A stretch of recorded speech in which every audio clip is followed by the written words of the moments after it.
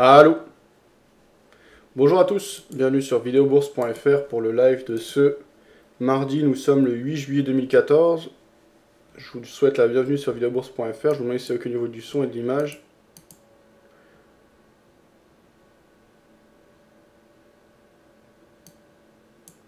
Et on va commencer tout de suite.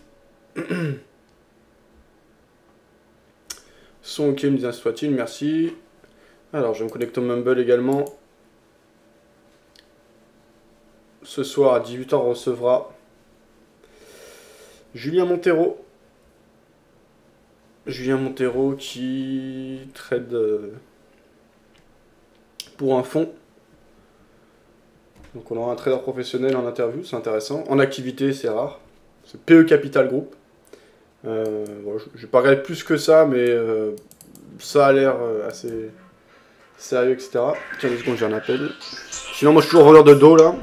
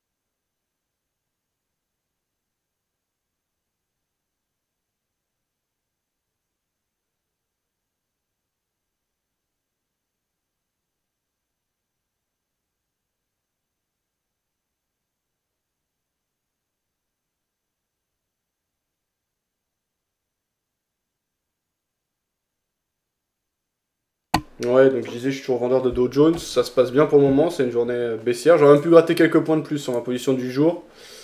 Si je bascule ici en M1, je trouve que je suis rentré tard, j'ai un peu tergiversé. Je pense que j'aurais pu prendre vers 82, 83. Au final, je suis rentré à 76. Bon, c'est pas la fin du monde, mais bon. C'est toujours mieux d'optimiser son point d'entrée. Donc là, du coup, bah, c'est une bonne journée hein, avec un profit de 70 points, donc 0,5%. Je réduis considérablement la perte en cours, hein, qui est plus que de, entre guillemets, 2,6%. On verra. Moi, de toute façon, je joue un biais baissier sur le Dow Jones, c'est pas un truc que je veux jouer sur un jour. Là j'ai quand même pas mal souffert, entre guillemets. Mais voilà, pour l'instant, ça a été plutôt bien. Si ça se passe bien, pour avoir une belle phase de correction, ça peut être vraiment intéressant. Donc, c'est quelque chose que je vais sur pas mal de temps, au jour le jour, essayer d'en profiter de manière optimale. Donc, on verra. Mais en tout cas, l'impulsion baissière, on va essayer de voir pourquoi. Aujourd'hui, il y avait les premiers résultats d'entreprises avec Alcoa, notamment, qui publiait ses résultats aux États-Unis. En général, Alcoa, qui est la première, parce que c'est pas ordre alphabétique, a publié ses résultats, annonce la couleur aux États-Unis. Donc possible que ce soit une déception par rapport à ça. Je sais qu'il y a de la tension également là par rapport à Israël. Il y a, ça c'est une nouvelle majeure que j'ai vue dans les grands médias. On va aller se renseigner ensuite de plus près sur les sites un peu plus spécialisés, sur les raisons des baisses. Il y avait 2 chiffres macroéconomiques importants également. Voilà, là on voit l'eurodoll qui a monté puis qui corrige un peu. Je suis en 5 minutes hein, sur les différentes unités de temps. Le CAC qui bouge peu, euro yen sous pression vendeuse, dollar yen sous pression vendeuse. Marché européen, le CAC 40 qui baisse très clairement. Si on bascule en journalier, on se rend compte qu'on est sur 2 grosses bougies de baisse. Donc voilà, les États-Unis qui commencent à s'y mettre, même si c'est plus modeste que ce qu'on a eu en Europe. On verra ce qu'il en est. En tout cas, c'est une configuration intéressante.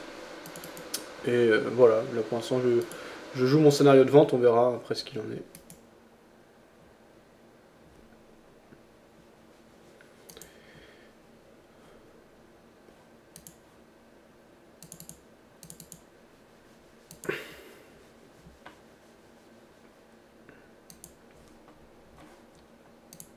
Alors, je vous rappelle les conditions de participation à cette émission. Si vous voulez participer par écrit, vous avez le chat écrit en bleu en dessous du cas de diffusion de l'émission. Vous pouvez participer, il n'y a même pas besoin de vous inscrire, vous entrez un pseudo votre message, je fais le point régulièrement. Vous pouvez participer via le chat audio, vous avez un lien vers Mumble, M-U-M-B-L-E, en haut à droite, au-dessus du cas de diffusion de l'émission, en bleu ciel. Tout est expliqué sur le forum pour nous rejoindre, il vous suffit d'avoir un micro Et vous pouvez participer, c'est gratuit. Posez vos questions. Que vous soyez expert ou débutant, vous êtes les bienvenus. C'est intéressant de discuter et d'avoir des points de vue divers.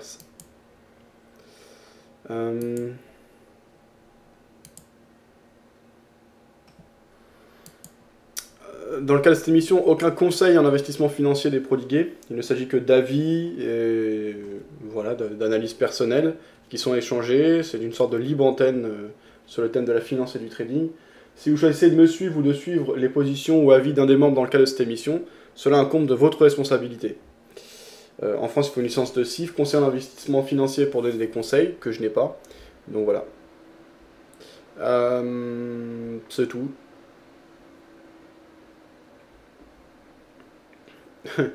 Alain Fresh qui disait, bon ça va être une connerie, je vais t'appeler Fresh puisque j'ai honte de dire ton pseudo carrément, c'est bizarre. Fresh qui disait, faites l'inverse de Fabien, bah si tu veux Fresh, si tu penses que c'est une bonne solution pour gagner de l'argent, et tu peux effectivement faire l'inverse. On en avait parlé justement avec Alexandra Morim de chez XTB, qui présentait notamment leur plateforme de trading social X Social. Voilà, ils avaient intégré justement le copy trade inversé, donc le contre-copy, donc c'est-à-dire quand un trader fait quelque chose, tu peux faire exactement l'inverse.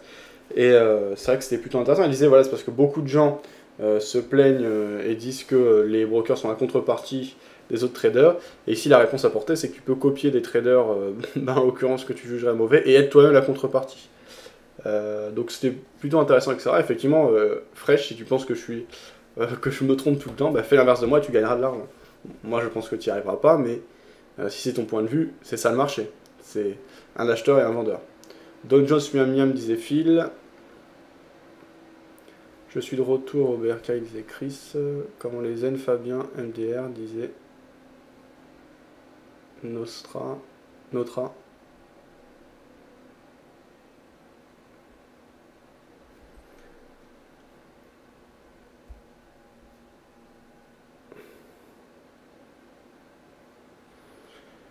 Shorter le dos sur des seuils clés tels que les 175, 74, 55, 74 et tout sauf absurde, disait John. Un seul qui disait ça commence à payer Fab ton short dos. Ça paye pas pour le moment, hein. Ça m'a toujours été coûteux, c'est toujours coûteux plus que ça me rapporte pour le moment, puisque j'ai une balance qui est à 98 221 €. Je crois juste avant que j'établisse ma stratégie vendeuse sur le dos, j'avais marqué les plus hauts pour le compte, je devais être vers les 102 000 et quelques, hein, 102 500 peut-être. Donc pour le moment c'est négatif. Voilà, après on verra si si on a une phase de correction qui se met en place. Ça pourrait être très profitable, hein, donc on verra. Qu'est-ce que je... Ouais, non, rien de spécial. Fab avait un bon scénario fondamental, même s'il il s'est pris juste trop tôt, disait John Doe. Bien sûr, John Doe, t'as raison. Ça, c'est important quand on établit une stratégie et qu'on voit un scénario sur un marché, d'avoir un bon timing. Après, moi, j'ai absolument aucun regret. Hein. Si c'était à refaire, bien sûr, si je savais que ça allait pas se passer à ce moment-là, je le ferais pas. Mais j'ai fait aucune erreur. Vraiment, j'ai pas du tout de regret par rapport à mon trading qui a été négatif au mois de juin, de moins 1,95%, je crois, ou quelque chose comme ça. Je me rappelle plus. Mais voilà, à peu près. Après un bon mois de mai, voilà, le timing, c'est compliqué. C'est important et compliqué. On peut établir des scénarios. Après, c'est pas nous qui faisons le marché. Il y a des grosses mains qui font le marché, qui peuvent à un moment donné prendre des décisions et déclencher des mouvements. Il y a aussi des événements externes que personne n'attend, signes noirs, mais même sur des petits événements qui déclenchent des impulsions. Ça, on peut pas le contrôler. Donc après, étant donné que personne n'est devin, enfin voilà, faut avoir peut-être les très gros qui eux peuvent manipuler les marchés. Je mets en place un scénario, je le joue. Si dans un premier temps le timing est mauvais, certes c'est coûteux, c'est pour ça que voilà, de toute façon, si on est sur des marchés marchés tendanciels, il y a la notion de prise de risque qui est intrinsèquement liée aux bénéfices générés ensuite. Donc voilà, là en l'occurrence, ça aurait été mieux, ça aurait payé tout de suite. Peut-être que ça va pas payer maintenant non plus, peut-être que oui. Voilà, on verra. Salut Crédit qui nous a rejoint, Réziel qui disait jusqu'où va-t-on descendre Bien, jusqu'où va-t-on descendre? Donc j'ai pas d'avis. Après, je peux t'en donner un comme ça. Si je me mets ici, je suis en M5 sur le dos. Je bascule dans une tête un peu plus longue. M30 ici. Bon, ben, simplement étudier les zones qui ont été beaucoup distribuées, donc qui attirent les cours hein, et les échanges. On pourrait avoir un retour, moi je pense, vers les 17, pour faire un chiffre rond, hein, 16 800. Voilà, 16 800 serait une première étape. Après, on ne sait pas l'ampleur des mouvements, etc. On peut avoir aussi des gros décrochages très rapides. Même si l'on y a été moins habitué ces derniers temps, on a eu très peu de volatilité sur les marchés, notamment les marchés actions. C'est pas pour ça que ce sera toujours le même type de marché. Tout est possible, donc c'est pour ça moi j'ai pas d'avis précis, mais là pour donner une première étape, pour moi ce serait 16 800 par exemple, qui me semble intéressant.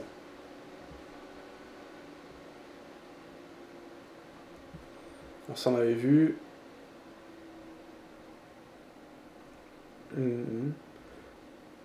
Between qui disait lol zen ou inconscient en parlant de moi. Between, ben je sais pas sur quoi tu te bases pour dire que je suis inconscient. Voilà, essaye de m'expliquer s'il te plaît sur quoi tu te bases pour dire que je suis inconscient. Donc là actuellement j'ai une perte depuis l'ouverture du compte de 1,94% avec un drawdown de 6,54%. Donc c'est des résultats qui sont mitigés, même plutôt mauvais. Par contre, dire que je suis inconscient, ça voudrait dire que, en gros, ça sous-entend que je fais n'importe quoi, etc. Or, absolument toutes les conditions de gestion du risque annoncées dès le départ, qui sont d'ailleurs présentes dans mon contrat par rapport à mon statut de consultant pour la gestion de ce compte mutualisé, sont respectées intégralement. Donc, de l'inconscience, voilà. Après, l'inconscience, tu pourrais aussi le suggérer si je faisais, par exemple, si je gardais mes positions perdantes indéfiniment, etc. Alors, tu vois que quand ça se passe mal, j'acte mes pertes. Et c'est d'ailleurs pour ça que là, depuis les plus hauts du 29 mai, il y a des résultats qui sont pas bons. Donc voilà, inconscient, non, je vois vraiment pas ce que tu veux dire. Donc essaie de préciser ta pensée. Voilà. Un soit-il qui disait oui, ça paie dans le sens où l'impulsion de baisse commence à être bonne pour toi. Effectivement, un soit-il, on a un premier pas. Maintenant, voilà, il faut se méfier sur les marchés US. On a vu beaucoup de phases de correction s'initier et se retourner, et on est même allé marquer de nouveau plus haut ensuite, donc je suis sur mes gardes, on verra ce que ça donne. Pour moi il n'y a pas non plus un énorme mouvement ce jour. Si je vais du côté de Market Watch, on a un Dow Jones qui perd 0,64%, donc on est loin d'être dans des marchés en crise, hein. Il s'agit d'une séance tout à fait normale, simplement baissière. Voilà. Ni dans une phase de correction vive, on est vraiment dans une journée classique. Par contre, j'ai remarqué qu'il n'y a plus de live quand tu as des journées de trading se passent bien. Alors, j'ai pas bien compris, là, notre qui disait. Par contre, j'ai remarqué qu'il y a plus de live quand ta journée de trading se passe bien. C'est un peu dommage. Alors, Nostra, tu fais écho, je pense, à une journée de la semaine dernière où j'ai pas fait le live. C'était jeudi, je crois. Effectivement, les marchés montaient fort. Donc, moi, je gérais mes pertes. J'avais pas envie de faire de live, j'en ai pas fait. Sinon, de manière générale, je fais des lives tous les jours, que les journées soient bonnes ou mauvaises. Donc là, c'est pas très honnête de ta part, parce que ça sous-entendrait que je me mets qu'en avant quand ça se passe bien. Bon, au niveau de la transparence, etc., je crois que j'ai rien à prouver. Et, oui, par contre, c'est sûr que quand t'as des journées qui se passent vraiment mal, tu peux être moins motivé pour faire des lives. Et là, en l'occurrence, ça m'est arrivé une fois. Sinon, tout le reste du temps, je suis tout le temps là, que ça se passe bien ou mal. Peut-être que si d'autres jours ça se passe vraiment très mal, je vais plutôt me concentrer sur mon trading, essayer de bien gérer ma journée plutôt que de faire un live, ce sera possible. Maintenant, idéalement, j'essaie d'en faire tous les jours. Voilà. Après, si ça ne te va pas, ben, tu as d'autres sites également à ta disposition, donc n'hésite pas à les consulter. L'Espagne instaure une taxe de 0,03% sur les dépôts bancaires devises Forex. Ça, on peut le lire du côté des Échos. On va lire l'introduction de cet article partagé par Phil. Hein. Le gouvernement espagnol a annoncé vendredi son intention d'instaurer une taxe de 0,03% pour tous les dépôts bancaires dans le but d'harmoniser les régimes fiscaux dans l'ensemble de ces communautés autonomes. Cette taxe pourrait rapporter près de 400 millions d'euros au trésor public et permettre aux collectivités locales espagnoles d'éponger une partie de leur déficit. Madrid aspire à ramener son déficit à 5,5% de son PIB cette année contre 6,6% en 2013. Les communautés autonomes, elles, ont pour objectif un déficit limité à 1% du PIB. Le gouvernement avait fixé l'an dernier à 0 le taux de taxation des dépôts bancaires pour priver les administrations régionales de la possibilité de fixer leur propre taux, mais ils n'avaient pas exclu de le relever ultérieurement. Merci Phil, toujours intéressant ces infos, je partage.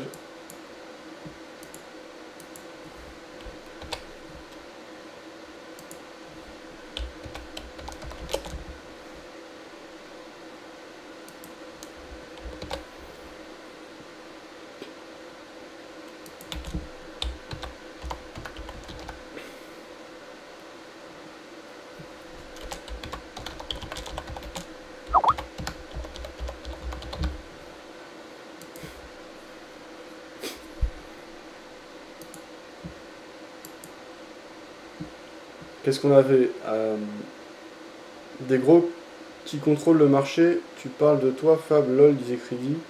Non, pas du tout. Un gros, c'est les institutionnels, donc qui vont gérer plusieurs centaines de millions, et même ceux qui contrôlent vraiment le marché, je pense que c'est plutôt plusieurs milliards d'euros qui gèrent, plusieurs milliards de dollars. Moi, je suis rien du tout dans le marché. Et même avec quelques millions, t'es rien du tout dans le marché. À partir de quelques centaines de millions, tu pèses. Après, ça dépend des marchés auxquels tu t'intéresses. Oui, à partir de quelques milliards, là, oui, tes prises de décision ont une vraie incidence sur le marché. Ça, on avait vu. Phil qui laissait un autre lien. On va regarder ça. Vente panique à la bourse de Madrid après le scandale GoEx.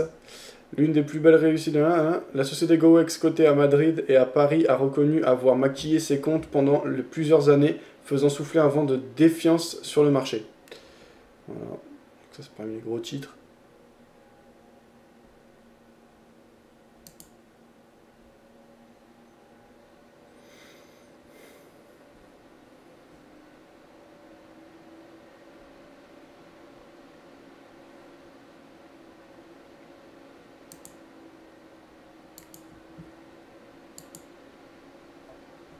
Ça m'avait vu.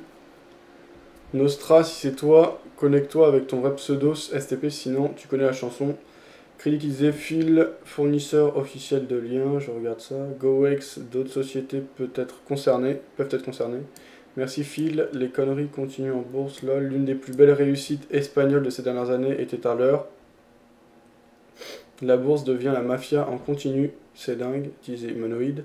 Les analystes nous font juste rigoler, hein. La faillite de GoEx soulève des questions non seulement sur la qualité de la supervision boursière en Espagne, mais aussi sur la santé d'autres sociétés. C'est pas moi qui ai écrit, c'est Nostra. C'est Nostra, ouais, d'accord. En plus, ils n'avaient pas prévu la baisse du CAC. Maintenant, certains disent 3005, pfiou, quelle rigolade. Là, t'abuses, même si c'était moi, ça fait un an que je te suis. Non, non, non, on se calme, disait Nostra. C'est pas la question. En fait, je parle de la personne qui me dit le truc. Je calcule pas qui me le dit ou qui me dit quoi. Donc voilà, il n'y a pas vraiment de traitement de faveur au niveau de mes réponses. Voilà, simplement. Après, s'il y en a qui te prennent ton pseudo, etc., ça c'est un autre problème. Phil qui disait Humanoid. Non, Humanoid qui disait Phil, il y a plein de sociétés qui viennent chercher de l'argent en bourse sans pour autant que la société progresse, ils lèvent des fonds et après, bye bye. Merci les PP. C'est quoi ça les PP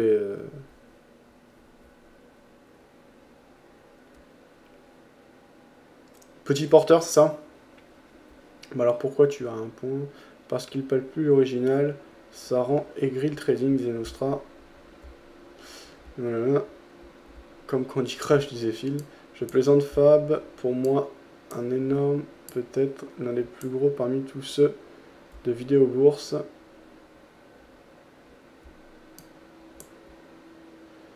Ils ont levé combien? 10 milliards pour un jeu vidéo minable, disait Phil. Ils ont fait quoi comme jeu GoEx? Salut Fabien, heureux de te retrouver. Salut Oyo. Chris, j'ai failli faire 3 sur 3, 406. Ok. Bon. Alors on a un peu de pression là du côté du Dow Jones, on va voir si ça se poursuit. Emmanuel qui partage un lien. C'était l'hymne allemand. Ce soir, les Allemands qui jouent contre le Brésil. Pas de favori. J'ai vu ça dans les cotes légèrement, c'est normal avec Neymar blessé et Thiago Silva qui est suspendu, ça va être vraiment chaud pour le Brésil, qui n'ont pas montré grand chose, à part pour la Colombie, je trouvais que c'était pas mal. Mais je pense que l'Allemagne va se qualifier ce soir, après ça, c'est qu'un pronostic. Bon, on va aller prendre un peu d'infos. On va voir ce qu'ils disent dans les différentes salles de marché et salles de rédaction.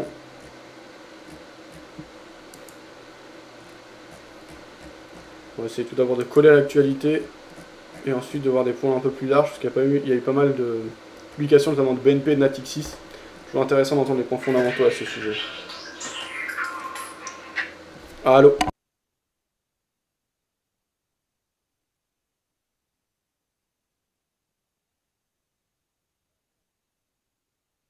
Si vous êtes en recherche de rendement, ce n'est pas une si bonne idée que cela d'aller sur du high yield. Alors c'est vrai que le high yield est très recherché, les volumes sont de plus en plus importants, les émissions sont le nombre est de plus en plus important aussi, et c'est vrai que les performances ont été excellentes ces dernières années. Ok, ça c'était bon.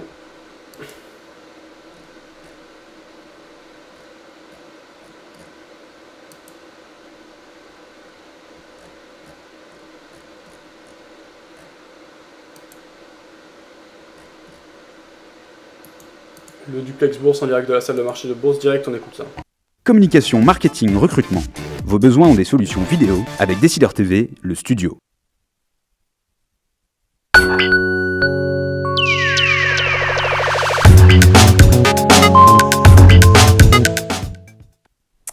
Bienvenue à tous dans le Duplex Bourse. On se connecte tout de suite à la salle des marchés de Bourse Direct. Bonjour Romain Daubry. Bonjour Jean-François. Alors on commence avec Wall Street. Wall Street qui a clôturé en baisse hier soir après ses records. Ouais, tout à fait. Une consolidation hier à Wall Street. Le Dow Jones perd 0,26, le Nasdaq a cédé 0,77% et le Standard & Poor's 0,40%. Donc c'est pour l'instant juste une consolidation à la veille de l'annonce des résultats des entreprises américaines pour le deuxième trimestre et donc avec notamment Alcoa ce soir après clôture. Du côté de l'Asie maintenant, comment se portent les marchés? Ils ont clôturé aussi en légère correction cette nuit en Asie, de la même façon. Alors, un mot sur la bourse de Paris maintenant. Le CAC 40 est en baisse ce matin, prudente dans l'attente de résultats possibles. Oui, tout à fait. Après avoir ouvert dans le vert, on est monté à 0,25, 0,30% de hausse. Peu après l'ouverture, aux alentours des 4426 points. Il corrige maintenant. On perd 0,40% aux alentours de 4387. Donc, toujours un peu dans le même sillage. Et puis surtout avec des statistiques européennes et françaises qui étaient décevantes.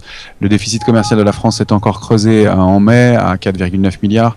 La Banque de France confirme d'ailleurs sa prévision de croissance de 0,20% au deuxième trimestre et la balance commerciale allemande a elle aussi ralenti, donc pas fameux comme élément. Et puis on peut souligner que hier après-midi le marché français avait décroché.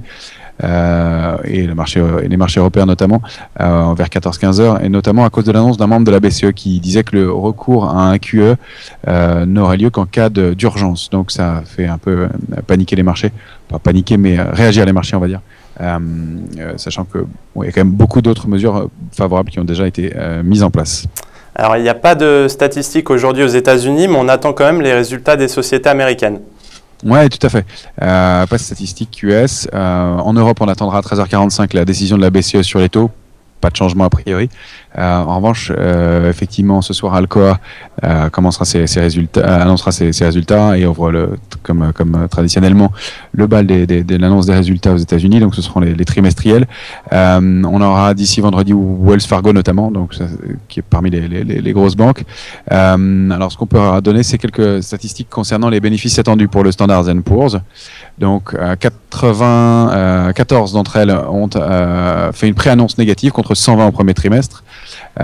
Et on peut dire que les analystes attendent globalement de 5 à 6,2% de hausse des bénéfices parmi les sociétés du Standard & Poor's pour le deuxième trimestre. Quant au troisième trimestre, on attendra une progression de près de 11%. Alors du côté de l'analyse technique maintenant, quels sont les supports et résistances à surveiller? Eh bien, on restera sur une tendance très négative en dessous de 4446. On en est loin maintenant, plus de 60 points plus bas. Sur le cash, à la hausse, bien 4446, 4470, 4502. Ça semble compromis pour aujourd'hui. À la baisse, donc il y a une zone importante à 4396, 391. On est à 387. Et derrière, ce sera 342, 325 la zone support. Du côté microéconomique, maintenant, pour conclure, on parle d'Air France aujourd'hui. Oui, Air France qui décroche pas mal, elle réagit toujours assez violemment. Air France, elle est sous les 9 euros. Après l'abaissement de son objectif de résultat d'exploitation annuel, elle l'avait fixé à 2,5 milliards d'euros et il est estimé maintenant à 2,2 ou 2,3 milliards d'euros. Alors, même réduit, ça le rendrait quand même supérieur de 20% par rapport à l'année précédente. Mais la réaction est assez épidermique et les causes, on les connaît. C'est toujours la concurrence qui donne quelques difficultés à Air France et puis surtout l'activité cargo qui est toujours déficitaire, moins 4,3% en juin encore une fois. On pense qu'elle risquerait de se débarrasser de cette activité. Ce qu'on peut dire, c'est qu'en revanche, le trafic passager est lui en hausse et notamment grâce à Transavia qui prend de plus en plus de place dans l'activité d'Air France. Carrefour est également dans l'actualité, je crois. Ouais, tout à fait. Carrefour, elle, c'est deux annonces positives qui la font monter malgré la baisse de l'indice, puisqu'elle prend 0,33% environ à 27,40 €. D'une part, Banco Santander passe à l'achat sur le titre avec un objectif de cours à 28 €. Et puis d'autre part, elle sort définitivement de ses activités en Inde, puisqu'elle ne parvenait pas à rendre cette branche-là bénéficiaire. On peut rappeler qu'en Inde, c'est un peu particulier, puisqu'il n'y a pas de grands supermarchés, mais plein de petites entités, et qu'elle travaille avec une activité uniquement basée avec des grossistes, et donc elle en sort. Le marché salue l'annonce. Eh bien, merci Romain pour cet éclairage. Très bonne séance à tous et à demain. Merci beaucoup Jean-François, très bonne journée. Voilà, donc le point direct de la salle des marchés de Bourse Direct. Je suis en train d'écrire un mail, donc je finis juste ça.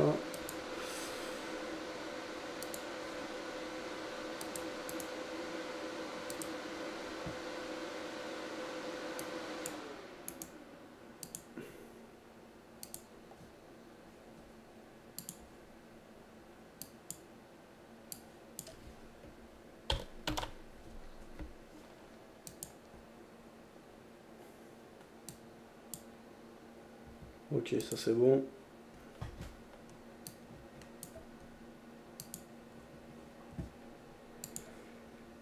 Alors, on avait des vendeurs qui continuent à presser sur Dow Jones, tant mieux pour mes positions. Toujours ma position intraday qui est largement profitable avec exprimé en points. Un profit de 80 points, c'est bien. Et 2,3% de perte sur mes positions ouvertes, et notamment les deux positions swing ouvertes depuis le 16 juin, donc toujours négatives. Mais bon, on va voir, c'est bien orienté, tant mieux, pourvu que ça dure.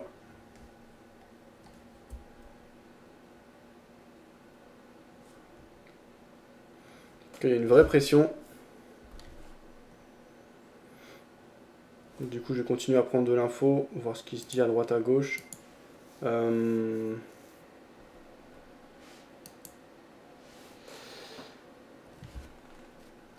Ouais, on va voir.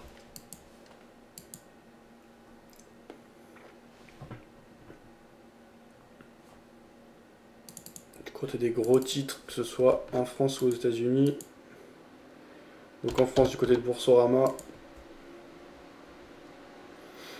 Le premier, ça on s'en fiche. Voilà. Le CAC qui perd 1,22 après une baisse de 1,4 ou 1,5% hier, donc ça commence à être significatif. Wall Street gagné par la frilosité avant les résultats d'Alcoa. Du côté de MarketWatch, site américain, un des sites américains de référence, ça aussi Bloomberg, etc. C'est le site du Wall Street Journal. Say hello to the US economy's newest bubble. Donc eux, ils ont un point de vue quand même baissier, je trouve, sur MarketWatch. Hein. Là, ils disent dites bonjour à la nouvelle bulle économique américaine. Donc ils ont un point de vue clairement baissier. 74% de baisse actuellement sur le Dow. Stock Market, Live Blog, Dow lose its grip on... Ouais, donc le Dow Jones qui perd les 17 000 points. Voilà. Si on est du côté de Bloomberg, voir les gros titres.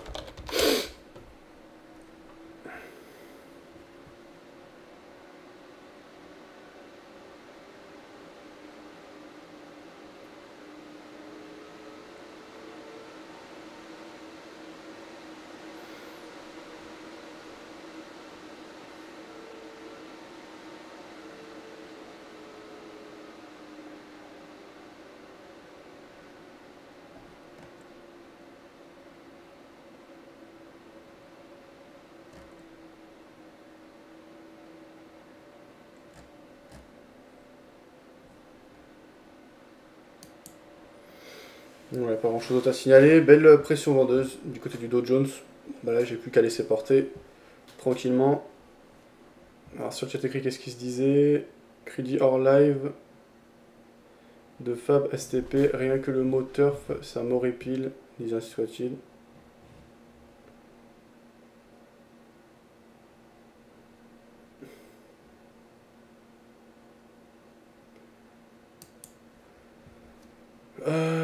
Phil qui partageait ses analyses sur le Dow Jones sur le forum notamment. D'ailleurs, une petite parenthèse par rapport au forum, bah, c'est devenu vraiment un élément et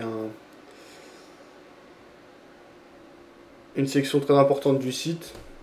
Je regarde régulièrement ce qui s'échange dessus et c'est vraiment satisfaisant. Il y a de bonnes informations de qualité, des retours d'expérience sur divers sujets, etc.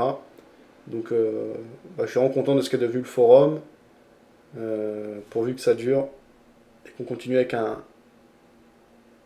niveau d'échange de qualité comme c'est le cas actuellement. Je pense que c'est intéressant pour tout le monde. Voilà. Donc Phil qui avait partagé ce 4 juillet à 8h47 son graphique sur le dos, sur lequel il voyait qu'on était en haut du canal haussier, donc sur une zone de résistance. Alors, est-ce que Phil nous a publié un objectif plus récemment, ici dans un point plus... Ouais, il disait que les zones de support étaient vers les 16 750, on verra ce qu'il en est, on n'en est pas si loin maintenant. Donc ça c'était une analyse qui avait été postée le 4 juillet également. Donc des ventes sur zone de résistance.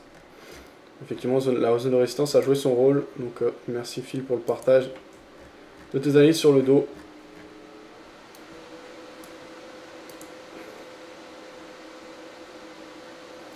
Vous pouvez préparer les questions pour ce soir là, Julien Montero, qui sera présent dans le cadre de l'interview. Il y a un sujet qui lui est dédié sur le forum. Il y a déjà plusieurs personnes qui ont préparé leurs questions, donc n'hésitez pas vous aussi à le faire. Voilà, il y a Tam, PM et Manu qui ont préparé des questions. Ça on avait vu.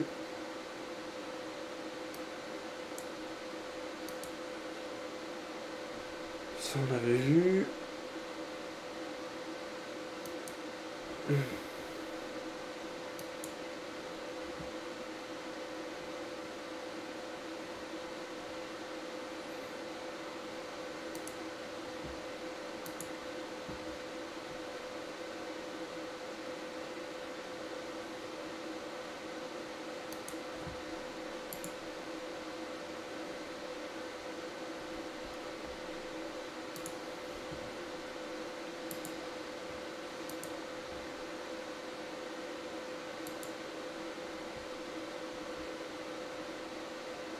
Crédit qui disait... Ok.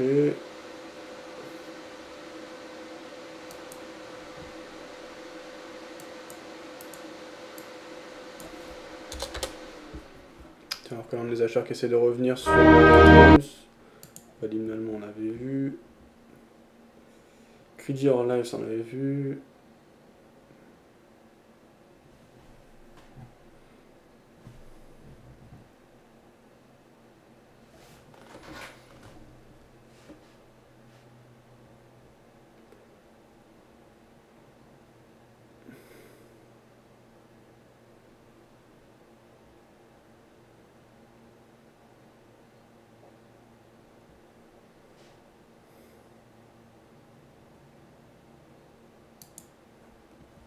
Phil, ouais, toujours du Dow Jones.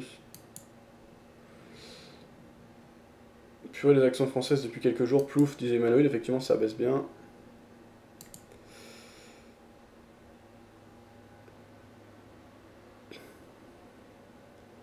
Démantèlement...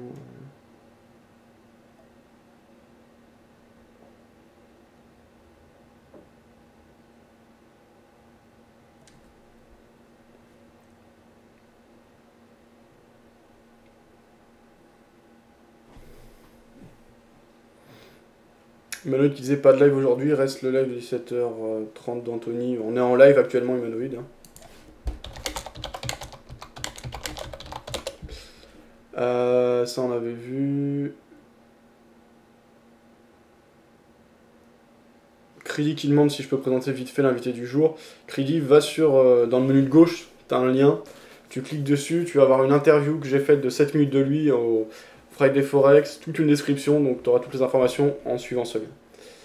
Tony qui nous a rejoint, bonjour à toi.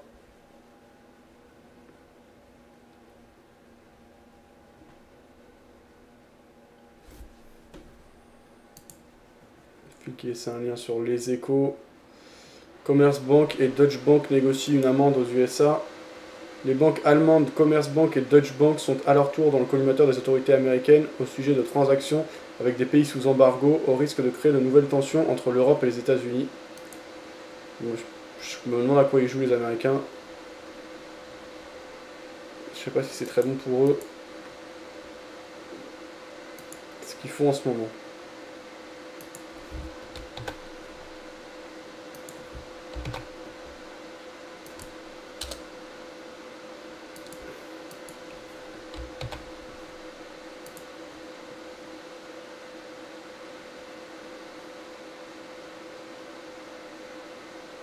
Ok, je viens de partager l'info. Merci Phil. Dissolution. Ça on avait vu. 15 jours. Le CAC 40 retracé 4 mois de hausse.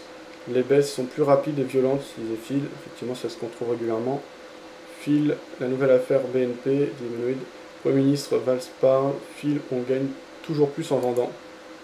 On gagne plus vite. Après, il y a des frais quand on vend. Je m'en rends compte là avec mes ventes depuis le 16. En tout, j'ai déjà payé 210 € de frais. Plus les... Comment on dit? Il faut payer les dividendes. Donc ça fait des frais par contre quand on est vendeur sur les marchés actions. Donc il faut avoir un bon timing en fait. C'est pas fou non plus les frais, mais voilà. Après la BCE, ce qui change est en bien et en moins bien sur les actions et le reste. On écoute un très rapide point de Psycavon.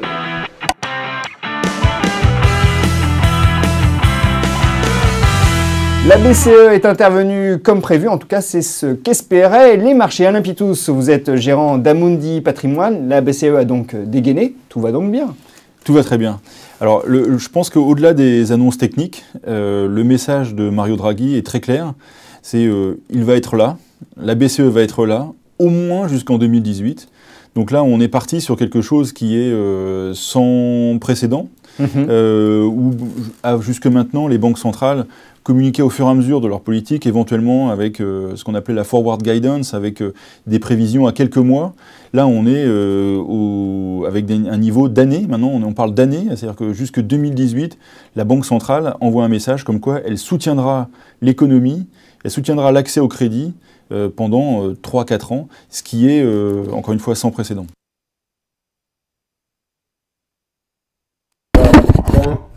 Alors...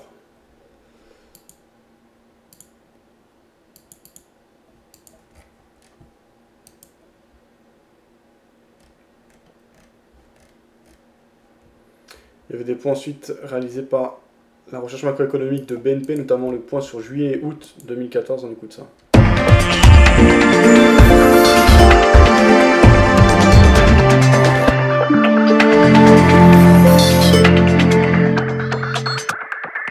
Bonjour à tous et bienvenue dans cette édition estivale d'EcoTV, le magazine des économistes de BNP Paribas.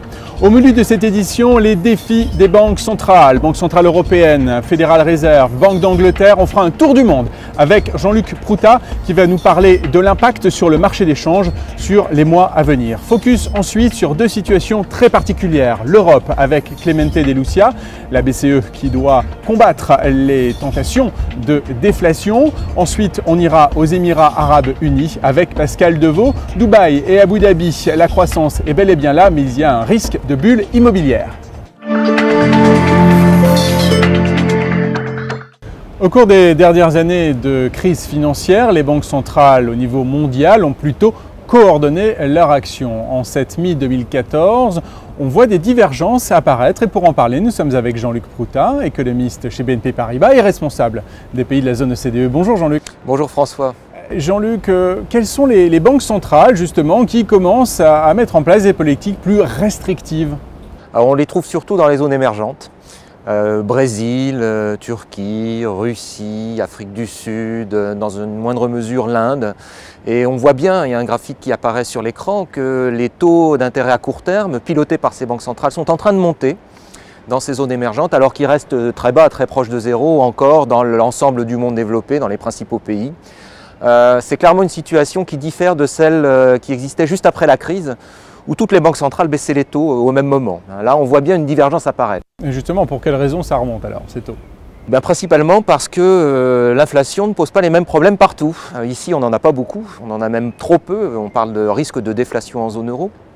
Mais dans certaines zones du monde, par exemple au Brésil ou en Afrique du Sud, l'inflation accélère. Ça commence à devenir un problème pour les banques centrales et la hausse des taux d'intérêt directeurs vise à calmer notamment l'expansion du crédit et de la monnaie qui met une pression haussière sur les prix. Mais alors Jean-Luc, si on regarde la Chine par exemple, il y a peu d'inflation et la Banque centrale, elle, se prépare à devenir un petit peu plus interventionniste. Quel est le problème? Le crédit? Voilà, la Chine a également un problème de crédit, d'expansion très rapide du crédit, notamment pour atténuer le choc de la récession mondiale de 2009. C'est allé très loin et on voit bien que la Banque centrale, sans être véritablement restrictive, est prudente avec par exemple des baisses de taux. Il n'y en a pas vraiment en Chine. Le marché monétaire est piloté du mieux que l'on peut pour accompagner le dégonflement éventuel de la bulle de crédit, le retournement du marché immobilier. Et dans une situation comme celle-là, oui, la Banque de Chine est très vigilante. Vous nous avez parlé au début de votre propos de l'Inde, de la Turquie et de la Russie aussi. Que se passe-t-il dans ces pays-là? Alors là, c'est moins un problème d'inflation proprement dite. Les politiques monétaires et les taux d'intérêt ont été remontés sur des périodes de temps qui ont pu être d'ailleurs assez limitées, pour faire face à des fuites de capitaux.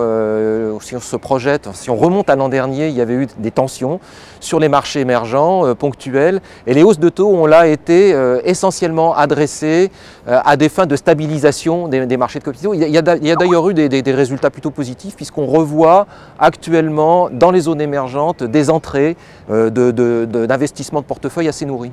Retour en Europe maintenant, Jean-Luc Proutat, avec la Banque d'Angleterre qui nous annonce dans les prochains mois, peut-être l'année prochaine, un relèvement des taux d'intérêt. Ce sont les mots du gouverneur de la Banque d'Angleterre. C'était quand même une surprise. Ça a été une relative surprise, oui, lorsque le gouverneur de la Banque d'Angleterre a indiqué que les taux d'intérêt pourraient être relevés plus tôt que ce qu'anticipaient les marchés, c'est-à-dire quelque part vers la fin de 2014 peut-être, ou le début de 2015.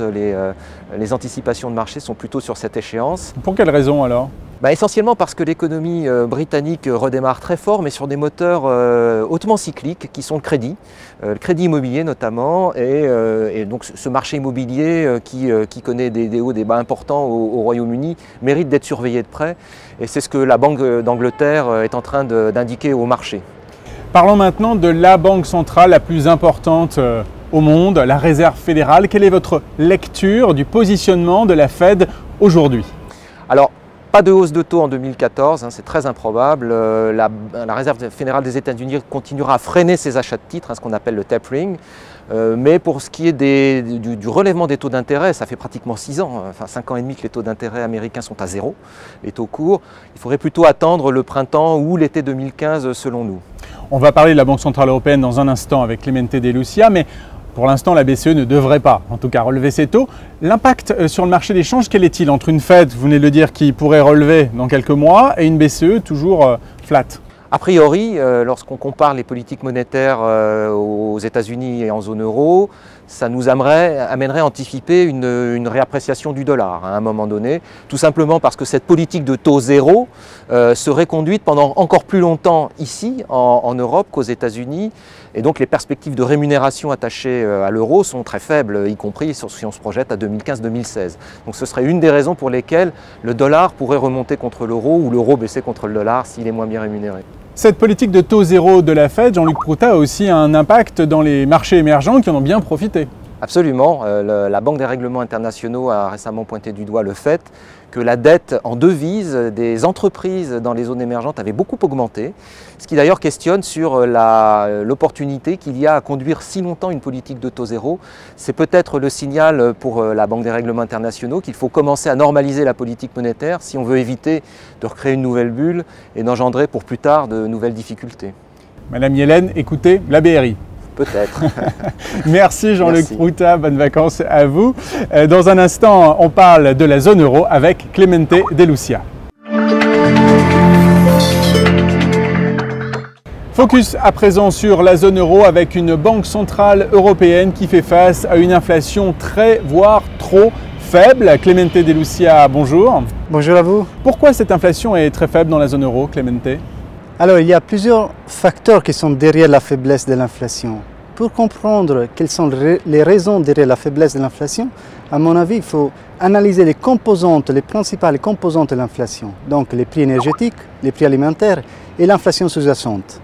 Or, les prix énergétiques et les prix alimentaires sont déterminés essentiellement par des facteurs externes comme les prix des matières premières et les taux d'échange. Ces deux composantes ont tiré à la baisse effectivement l'inflation générale. Mais si on regarde aussi l'inflation sous-jacente, l'inflation qui est plutôt déterminée par des facteurs domestiques de la demande intérieure, l'inflation sous-jacente elle aussi est assez faible dans la zone euro. Et si on regarde l'ensemble des pays de la zone euro, une analyse un petit peu plus pays par pays, quelle est la situation? Là, on observe des fortes différences entre pays de la périphérie et pays du centre. Les pays de la périphérie, en effet, ont mis en œuvre des mesures pour contrebalancer leur déséquilibre interne et externe. Et ces mesures ont pesé sur la demande intérieure et donc ont poussé encore plus à la baisse l'inflation sous-jacente. Mais si on regarde aussi l'inflation sous-jacente dans les pays du centre, elle est plus élevée, mais elle n'est pas énormément plus élevée. Donc ça montre effectivement qu'il y a un facteur, une problématique transversale de faiblesse de la demande ou bien d'excédence des capacités qui tire à la baisse, qui pèse sur l'inflation en général dans la zone euro. Parlons des anticipations d'inflation. Clemente De Lucia, on n'est pas encore en situation de déflation pour autant. Non, on n'est pas là. Mais effectivement, les anticipations d'inflation sont un élément très clé, très important, parce que les anticipations d'inflation sont un facteur déterminant de l'inflation observée. Et donc, l'inflation observée fait bouger les anticipations d'inflation. Donc, s'il y avait une baisse des anticipations d'inflation, l'inflation observée pourrait baisser. Mais elle-même pourrait tirer à la baisse les anticipations d'inflation. C'est le diable qui se mord la queue. Hein. Exactement. Et donc, on rentrait dans un cercle vicieux pour lequel les risques de déflation seraient plus élevés, compte tenu que les anticipations d'inflation sont assez faibles. Pouvez-vous nous donner un chiffre à peu près? Disons, les anticipations d'inflation entre 1 an et 2 ans sont environ entre 0,6 et 0,7%, donc elles sont assez faibles. Et c'est pour ça que la Banque Centrale Européenne a décidé d'agir maintenant. On prépare en tout cas des actions. Exactement. La Banque Centrale Européenne a déjà agi le mois de juin. Elle a pris des importantes mesures effectivement pour contrebalancer et pour effectivement stimuler la demande, les crédits et à la fin pousser à la hausse l'inflation et les anticipations d'inflation. Quelles sont parmi ces mesures celles qui visent justement à mieux orienter l'inflation, en tout cas la politique monétaire? Je dirais que toutes les mesures qui ont été prises vont dans cette direction parce qu'on peut les diviser en deux parties. Il y a une partie qui vise à rendre l'orientation de la politique monétaire plus accommodante et donc pour cela la Banque centrale a baissé ses taux directeurs, pas seulement les taux REFI mais même les taux sur la facilité des dépôts et donc l'impact sur les taux de marché doit être plus important. Donc, si l'orientation de la politique monétaire est plus accommodante, de l'autre côté, il faut aussi que cette orientation passe dans l'économie réelle. La transmission. La transmission de la politique monétaire, exactement. Et c'est pour cela que la Banque centrale a décidé de lancer des opérations de refinancement à plus long terme ciblées au secteur privé. Quel est l'impact alors de ces mesures ou quand sera effectif en tout cas l'effet de ces mesures? Actuellement, on commence à voir des impacts sur les taux de marché à court terme qui ont bien baissé, quelque chose sur le taux d'échange.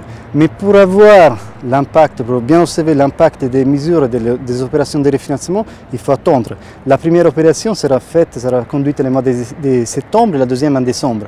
Donc il faut attendre. C'est pour cela même que le président Draghi a dit qu'avant d'avoir une mesure de ces mesures sur l'économie, il faut attendre quelques trimestres. Sur le second semestre de cette année 2014, est-ce que vous attendez, Clemente De Lucia, de nouvelles mesures de la part de la Banque Centrale Européenne? Alors, la Banque Centrale a dit qu'elle est prête à prendre d'autres mesures si nécessaire. Mais il faudrait vraiment une forte dégradation de la conjoncture économique afin que la BCE prenne d'autres mesures. Mais il faut bien noter que déjà le mois de juin, la BCE a dit qu'elle a accéléré les travaux préparatoires pour l'achat des titres adossés à des actifs, ce qu'on appelle asset-backed securities. Et ces mesures, lorsqu'ils seront introduites dans l'économie, entreront dans la direction de réduire la fragmentation des marchés financiers. Et ça, c'est une bonne nouvelle. Merci Clemente De Lucy. On va suivre donc dans les mois à venir cette situation économique dans la zone euro et bien sûr l'inflation.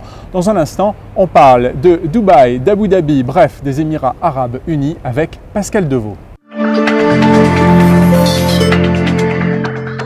Direction à présent les Émirats Arabes Unis où la croissance est plutôt bonne. 4% en moyenne depuis 2009, une économie qui n'est plus dépendante que du pétrole. Attention toutefois au risque de bulle immobilière. Pour en parler, nous sommes avec Pascal Devaux. Bonjour. Bonjour François.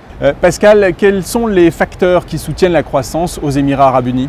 Il y a en gros 3 facteurs de soutien à la croissance. Tout d'abord le secteur pétrolier.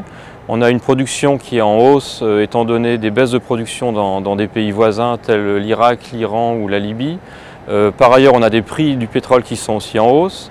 Deuxième élément, Dubaï est devenu un pôle très attractif suite au printemps arabe. C'est devenu un pôle de stabilité dans la région.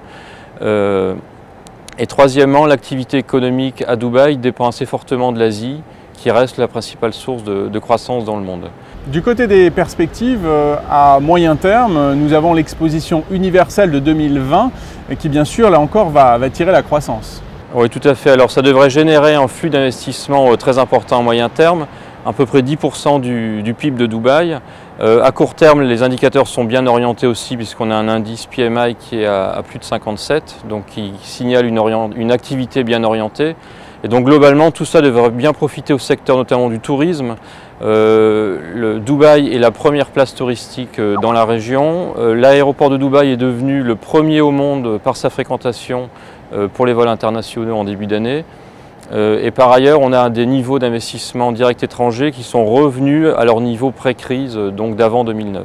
Pour compléter ce tableau plutôt positif, du côté de la dette, forcément, la situation s'améliore aussi.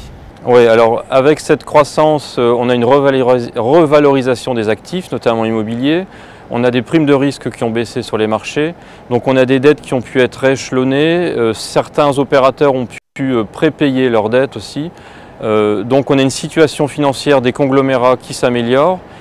Il faut cependant noter qu'on a toujours un montant de dette qui est très important. On peut l'estimer à plus de 100 milliards de dollars, ce qui est encore équivalent à 70% du PIB de Dubaï. Donc ce qui est quand même encore important et qui est encore un frein, un des freins à l'activité, si on veut en trouver un. Il faut toutefois faire attention au marché de l'immobilier. Pascal Devaux, en quoi voyez-vous une bulle qui se dessine ? Alors c'est assez difficile à dire à Dubaï, mais on a vu quand même qu'en 2013, les prix ont fortement augmenté, de plus de 30% en moyenne. Par ailleurs, on a un retour des comportements spéculatifs, donc d'achat-vente à très court terme. Et par rapport à ça, on a une banque centrale qui a assez peu de moyens en termes prudentiels et réglementaires pour faire face à ces comportements spéculatifs. Alors ce qui permet de relativiser un peu ce risque de bulle, c'est qu'on a un rythme de croissance de la demande qui est globalement en ligne avec le rythme de croissance de l'offre. Et donc on a un surplus d'offres qui est globalement constant depuis 2 ans. Quels sont les risques de cette bulle immobilière à Dubaï néanmoins? Alors le principal risque, c'est le risque lié au crédit, donc le risque que cette bulle fait peser sur le système financier. Pour l'instant, ce risque est assez contenu puisqu'on a une croissance du crédit qui est bien moindre actuellement que pendant la crise de 2008-2009. On voit sur le graphique que pendant la crise, on avait des rythmes de croissance du crédit à plus de 50%, alors que maintenant, on est à environ 10% en rythme annuel. On va rester vigilant. Merci Pascal Devaux. Merci François. Bonnes vacances à tous dans les Émirats ou ailleurs. On se retrouve en septembre pour une nouvelle émission d'Eco TV.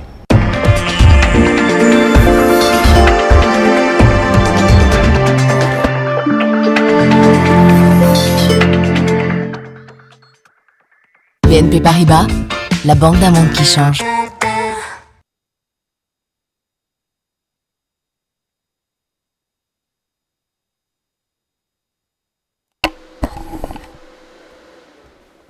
Voilà, donc le point réalisé par BNP Paribas.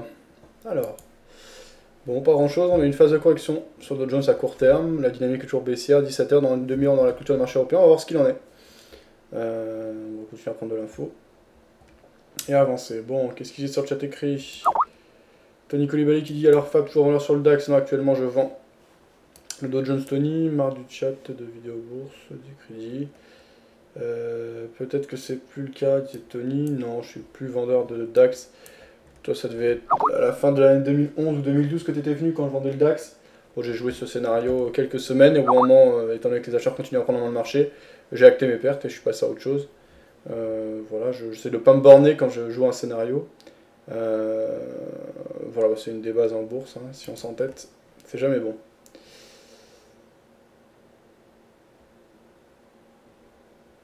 Ça, on avait vu. Le dos, je coupe la moitié de mes gains.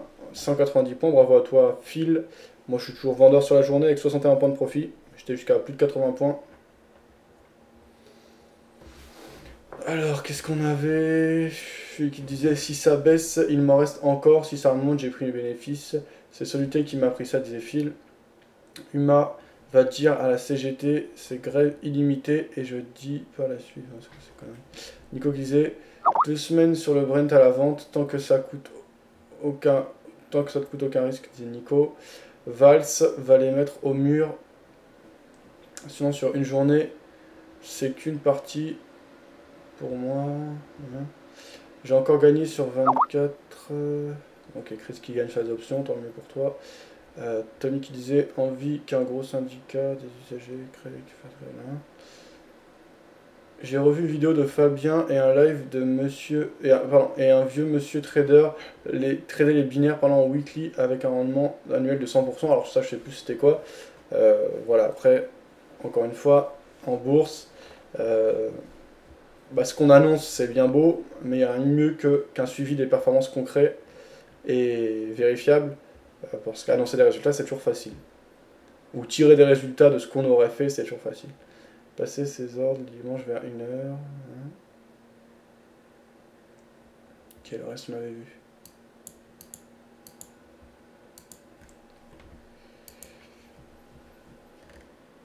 Alors...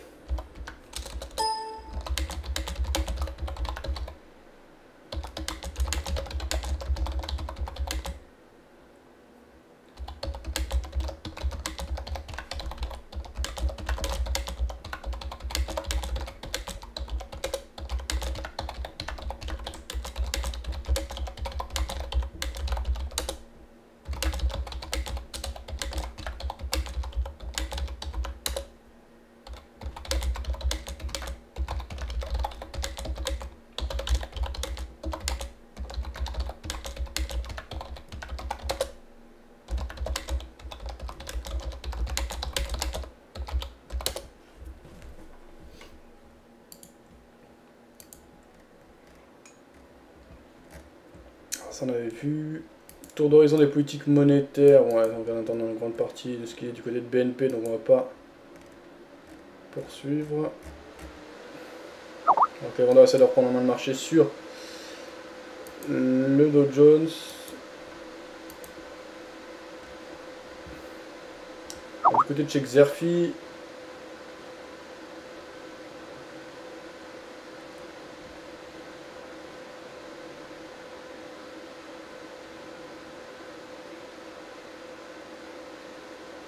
On va aborder un thème un peu plus précis. Ça va être Thibaut Liurat du côté de chez Xerfi qui va nous parler des grandes écoles. L'investissement reste aussi rentable parce que les grandes écoles ça coûte très cher. On écoute son point de vue par rapport au contexte, à la conjoncture actuelle.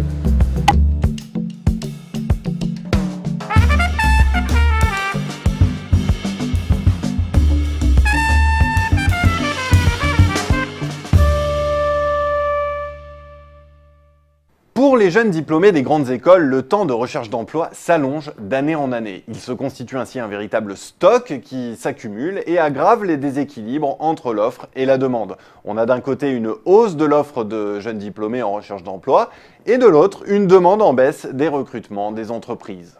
Selon la conférence des grandes écoles, 80,5% de la promotion 2013 se déclarait en poste au moment de l'enquête annuelle, soit environ 6 mois après le diplôme. Or, ce chiffre était de 81,5% et 84,9% les 2 années précédentes.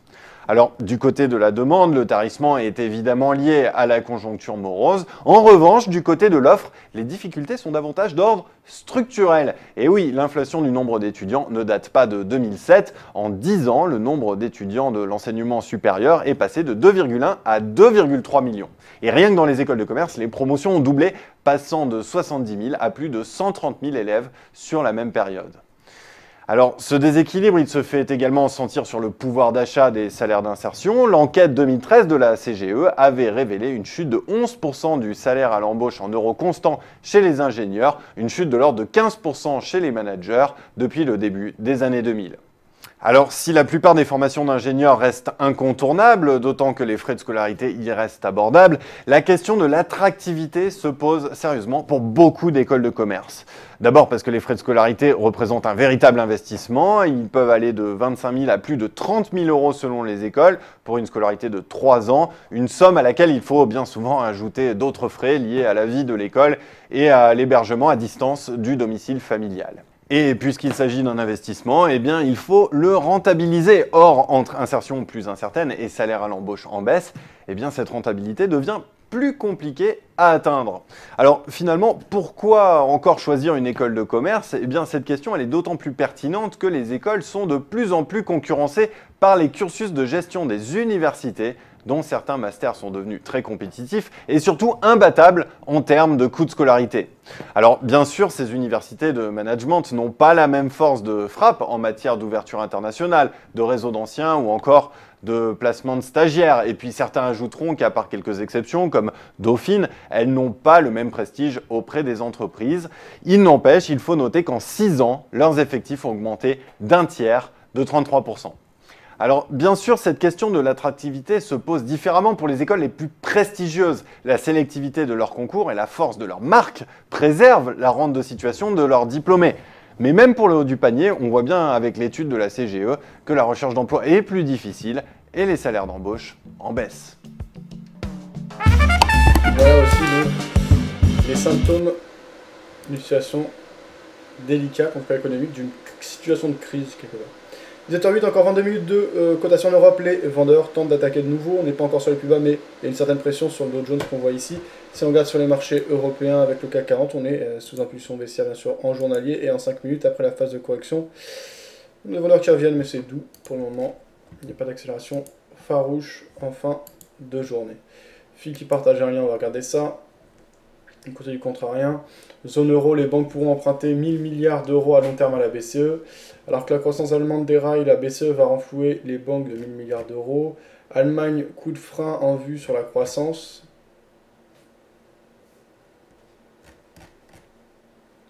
À vouloir étouffer les révolutions pacifiques, on rend inévitable, ça on avait vu, d'accord. Ok.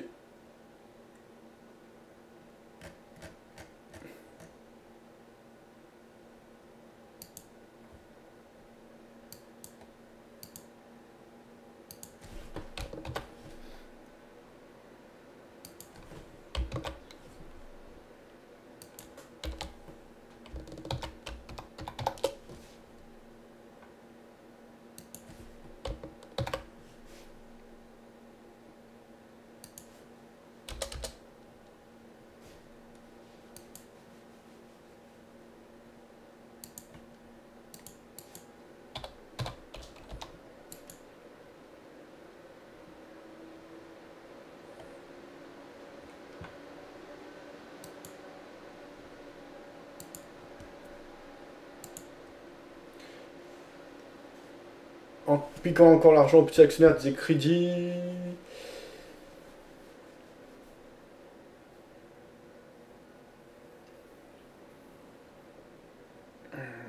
Et l'argent, on va le trouver où? Attention, cela sent encore une belle hausse des impôts, directs ou indirects des crédits, par rapport à cet article. Comme pour les euros, pour Allo, 20%, ils ont dû lever les fonds sur le marché. La France n'a pas de sous, mais des centaines de millions d'euros vont être dépensés pour un retour à l'emploi. Je viens de trouver des chaussures de sécurité. Quoi? Pourquoi tu dis n'importe quoi, Chris, tout le temps?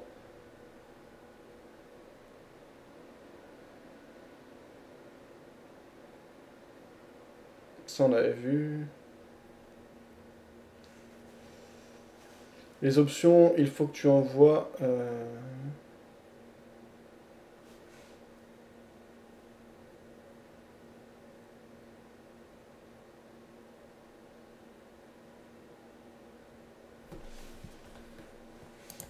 Oui, effectivement, bien sûr, il y a une très grosse différence entre les options binaires et les options listées. Ne permettent pas les mêmes choses.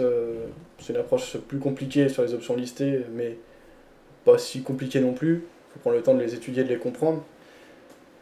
Voilà, après, il y a des choses très intéressantes à faire avec les options listées, des stratégies à mettre en place qui peuvent permettre un rendement régulier, toujours avec un certain risque. Le risque zéro n'existe pas, mais avec un risque très maîtrisé, des pertes limitées, etc. Les options binaires, ça n'a rien à voir, hein. C'est des options qui ont été créées très récemment et mises en avant très récemment pour cibler les débutants et les amener sur les marchés financiers avec une approche de pari sportif. Donc c'est deux choses vraiment à distinguer, même s'il y a un nom commun, ça n'a rien de... Au niveau de l'approche et de la réflexion, de commun. Après, l'idée d'option reste un peu la même, bien sûr. Il y a une base commune, mais...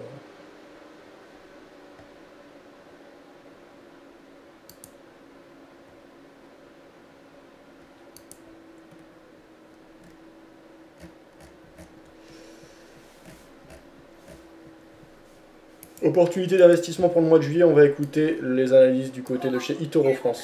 Donc bonjour à tous et bienvenue à ces webinaires dédiés aux clients premium uniquement.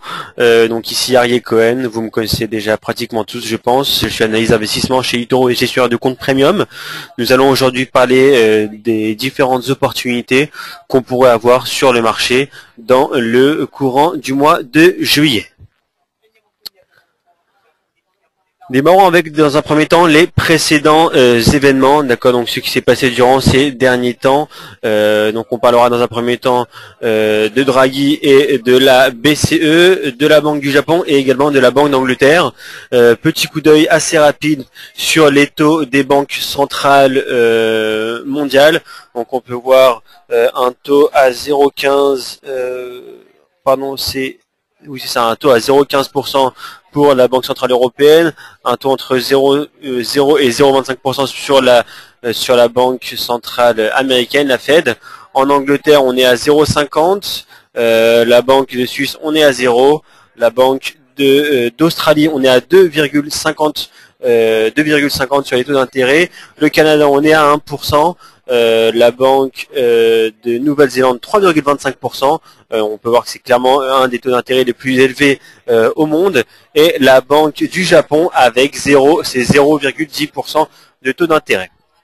Commençons dans un premier temps avec Draghi et donc le plan de la BCE afin d'affaiblir l'euro. Vous le savez tous, la situation en Europe ces derniers temps n'est pas bonne. Clairement, on a des mauvais résultats, on a un taux de chômage qui explose, notamment dans les grands pays, notamment en France, d'accord, avec un taux de chômage qui est en nette hausse. Et pour cela, donc Mario Draghi, le président de la Banque Centrale Européenne, a décidé donc d'abaisser le taux d'intérêt à 0,15%. D'accord, c'est une première, c'est un taux d'intérêt historique pour la BCE, d'accord, aussi faible que cela, qui n'a jamais été, voilà, et également un taux négatif pour la première fois sur les dépôts des grosses banques, d'accord, à moins 0,010% sur les taux de dépôt des différentes banques.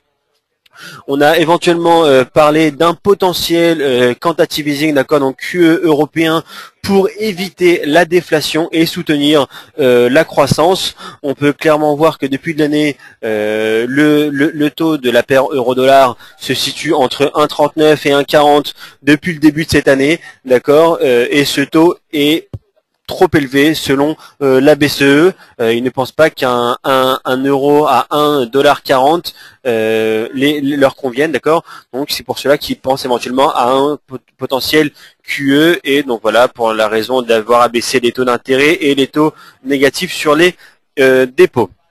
D'accord. Donc petit rappel, on n'est actuellement pas sur une zone des 1,39 ni 1,40 sur l'euro-dollar. D'accord, on est toujours dans une zone des 1,36, 1,37 ces derniers jours, voire ces dernières semaines. Mais depuis le début de l'année, d'accord, nous avons touché pratiquement à 3 reprises les 1,39 et une fois même les 1,40. Donc c'était un petit rappel. Passons maintenant à la banque du Japon, donc la BOJ. Donc le président japonais Shinzo Abe a clairement déclaré qu'il préférait donc un yen faible, car celui-ci est une force importante pour l'exportation. Le Japon est plutôt un pays exportateur qu'un importateur, donc il préfère avoir un yen faible, ce qui arrangerait clairement les affaires du Japon.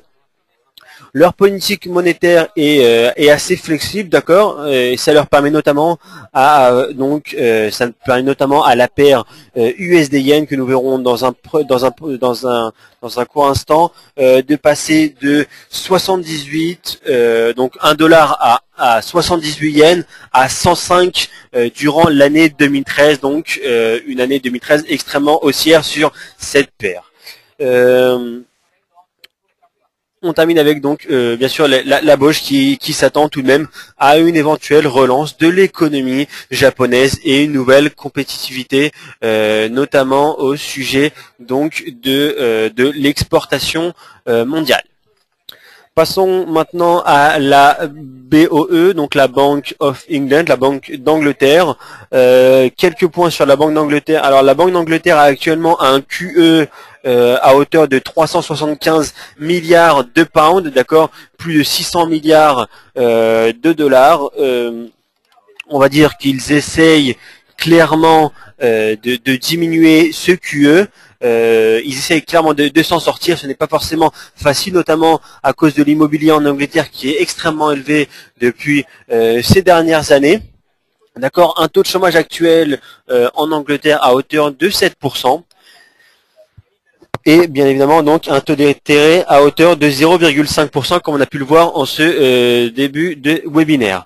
Notez également que Mark Carney a affirmé que le taux d'intérêt devrait augmenter beaucoup plus rapidement que prévu pour la Banque d'Angleterre. C'est pour cela peut-être que nous voyons donc désormais un pound extrêmement fort face aux paires telles que le dollar américain ou le yen japonais. On peut voir qu'il expose justement les résistances chaque jour depuis quelques séances maintenant. Et donc voilà, un retour peut-être du GBP-USD à long terme pourrait peut-être même nous amener, pourquoi pas, un retour vers les 1,80 voire 2 comme nous avons déjà pu le voir ces dernières années. Les événements à venir pouvant donc influer sur les marchés. Donc on a dans un premier temps le NFP qui sera jeudi 3 juillet, d'accord, donc demain et non pas vendredi, en raison donc de la fête nationale, la fête de l'indépendance aux États-Unis qui sera le 4 juillet. Donc d'habitude c'est tous les premiers vendredis de chaque mois comme vous le savez. Donc je reviendrai sur le NFP d'ici quelques secondes. Parlons dans un premier temps de des différentes réunions, d'accord. Donc on vient de parler de la Banque d'Angleterre et la Banque du Japon. Leurs prochaines réunions se dérouleront le 10 juillet pour la Banque d'Angleterre, d'accord, avec potentiellement une augmentation du taux d'intérêt, donc pourquoi pas, et éventuellement un ralentissement du QE dans lequel Mark Carney pourrait faire son discours, et également donc la Banque du Japon qui préparera sa réunion le 15 juillet, donc où là aussi on pourrait une nouvelle fois parler d'un yen faible. Donc afin de pouvoir l'affaiblir encore un petit peu plus. Parlons maintenant donc du NFP. Alors le NFP. Bon, alors, pour ceux qui veulent regarder en entier ce webinaire, je vous laisse le lien sur le chat écrit, qui retrace un peu ce mois de juillet, ce qu'on y attend.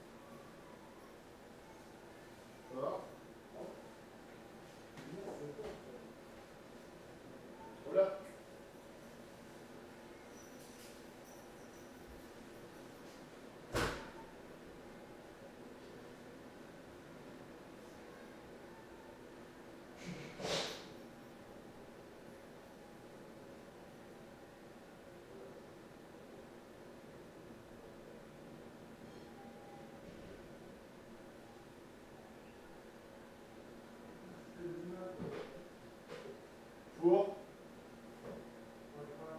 Ah ouais. Ok. Ils font tout demain. C'est-à-dire. Ah ouais, d'accord.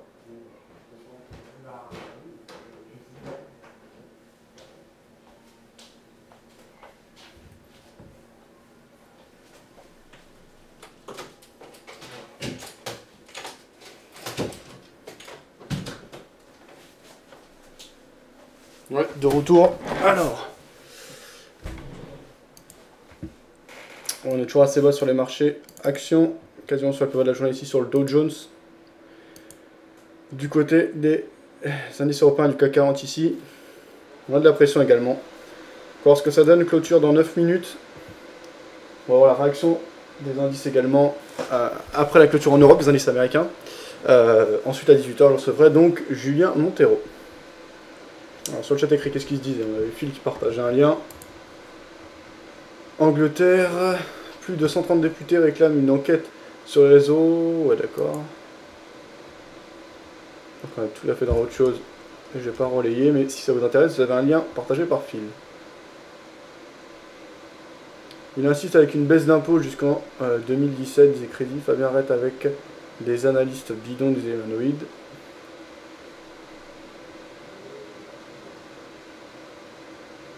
Tradons ensemble, perdons ensemble, pleurons ensemble, disait Fresh.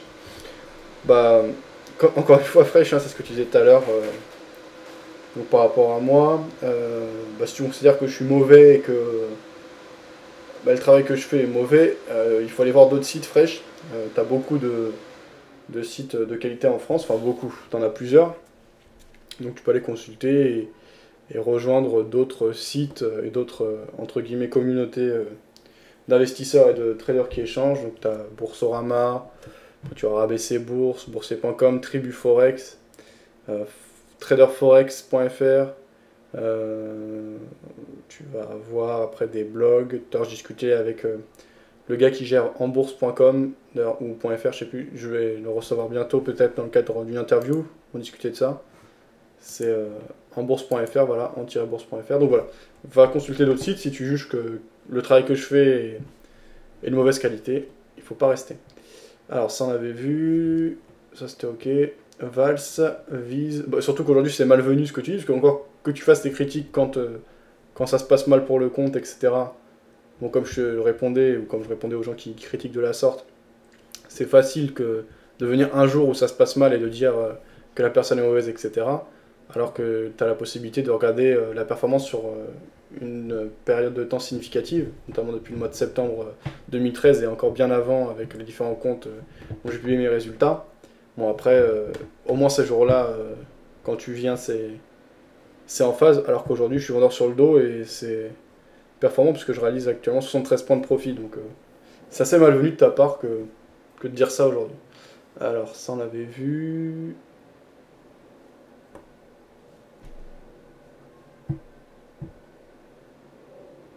Qui aime la vie de trader perdant, pleurnicheur de Nico? Pourquoi tu dis ça, Fresh? C'est barrage. Ça on avait vu.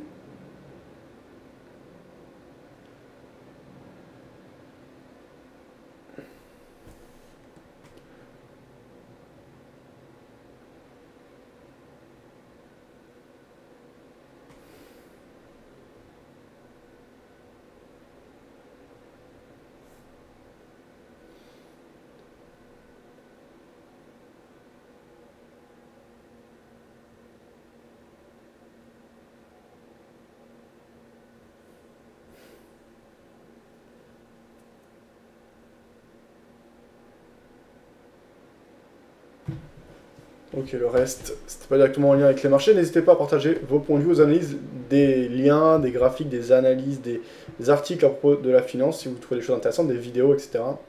Les marchés aiment les discours, ok. C'est toujours intéressant. Alors, on va aller voir ce qui a été publié ce jour.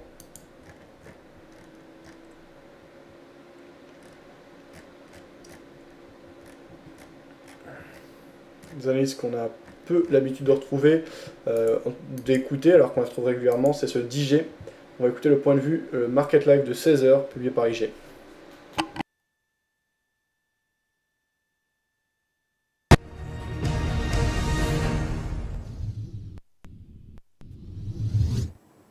Bonjour à toutes et à tous et bienvenue pour ce Market Live.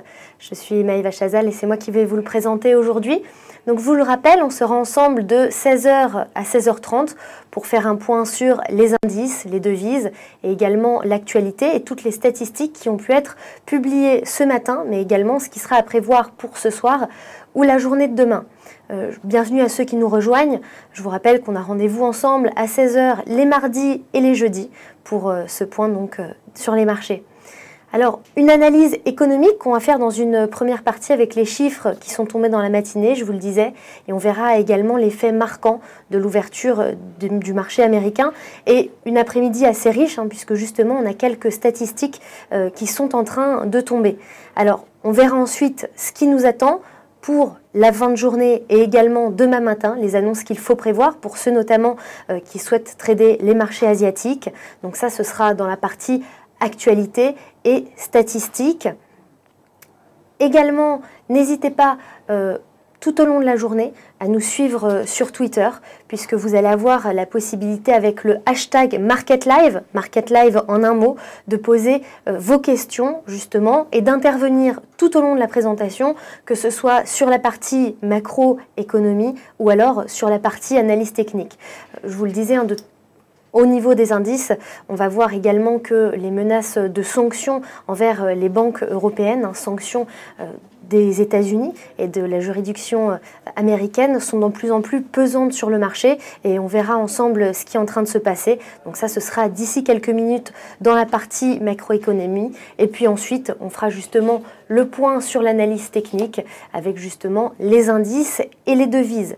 Également, je vous le rappelle, sur Twitter, la possibilité tout au long de la journée de suivre l'actualité avec @IGFrance qui va vous donner tout au long de la journée des actualités économiques, des prévisions, également des recommandations et des idées de trade. Donc n'hésitez pas à vous abonner à ce flux pour justement pouvoir profiter de cette info tout au long de la journée.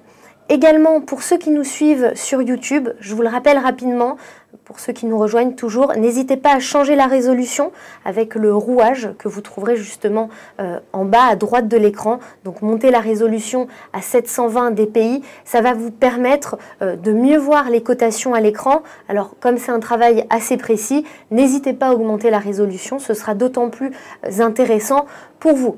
Donc voilà. On a terminé pour cette introduction, on va tout de suite passer à l'actualité économique et aux statistiques. Donc effectivement, je vous le disais, des annonces qui ont eu lieu à l'instant même aux États-Unis, qui sont d'ailleurs assez importantes, et on verra leur impact d'ailleurs immédiate, que ce soit au niveau des marchés américains ou alors des devises. On le verra tout à l'heure. En tout cas, ça a commencé à 13h30 avec l'indice d'optimisme d'affaires. Alors ça, c'est une statistique plutôt de second plan, pas très importante, et qui a été assez décevante. Donc finalement, c'était une première statistique décevante pour les États-Unis. Ensuite, on a eu les ventes des chaînes de magasins et également une statistique pour le Brésil avec les indices des prix à la consommation brésiliens qui justement sont ressortis au-delà du consensus puisqu'ils étaient attendus aux alentours de 6,5% et ils sont sortis à 6,52%.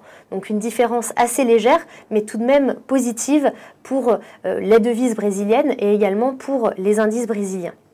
Alors, je vous parlais justement des deux statistiques très importantes. Donc, tout d'abord, les nouveaux emplois aux États-Unis et donc qui sont sortis en millions, vous voyez, le consensus était situé à 4,350 millions et finalement la statistique était bien au-dessus puisqu'elle était à 4,635 millions, donc vous le voyez, c'est un chiffre très positif, bien au-delà des espérances et d'autant plus marquant qu'on l'attendait en recul par rapport au précédent puisque le précédent était à 4,455, donc on l'attendait en recul et finalement il a été meilleur que les espérances et même meilleur que le mois dernier et on va voir effectivement l'effet très positif que ça a pu avoir sur les marchés.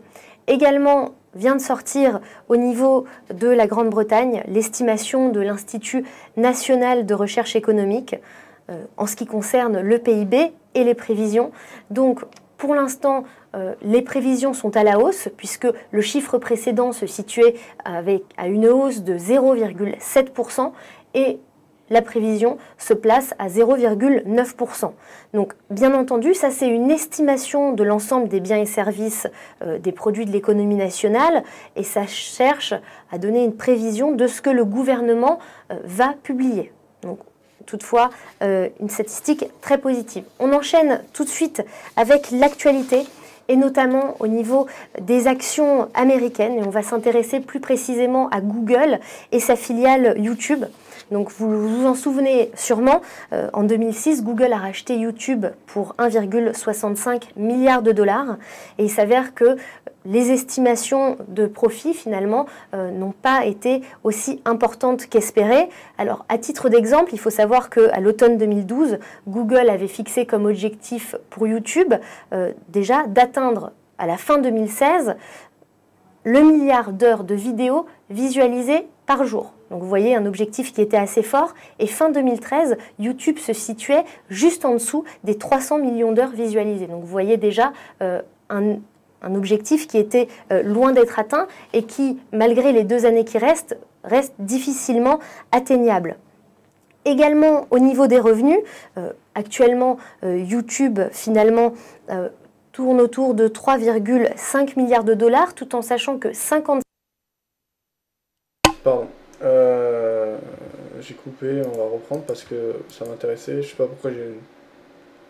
Voilà. d'heures visualisées. Donc vous voyez déjà un objectif qui était loin d'être atteint et qui, malgré les 2 années qui restent, reste difficilement atteignable.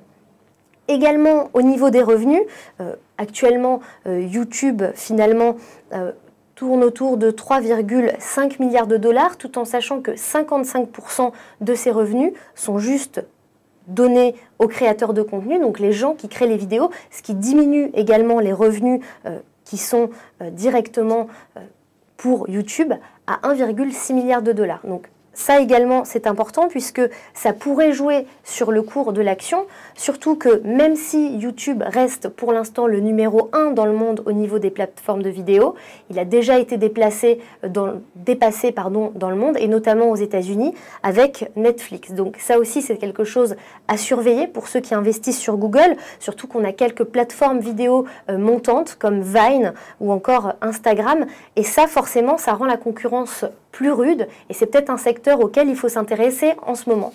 Donc pour ceux qui suivent Google, faites bien attention à ça.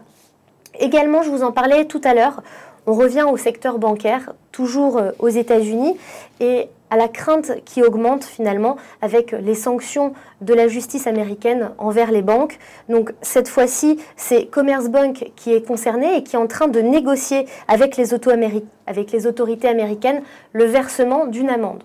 Donc une amende bien inférieure à ce qui a été décidé pour BNP, puisqu'on est aux alentours de 500 millions de dollars, et qu'en plus, au cours de l'année 2013, Commerzbank avait déjà prévu et avait déjà provisionné un montant qui s'élevait à 934 millions d'euros, justement en prévision de ces sanctions. Ce qu'il faut savoir, et là c'est intéressant, c'est que la pression finalement monte sur les banques européennes et finalement cette législation devient de plus en plus stricte. Alors attention pour ceux qui sont investis sur les valeurs bancaires puisqu'il risquerait d'y avoir certains remous à ce niveau-là.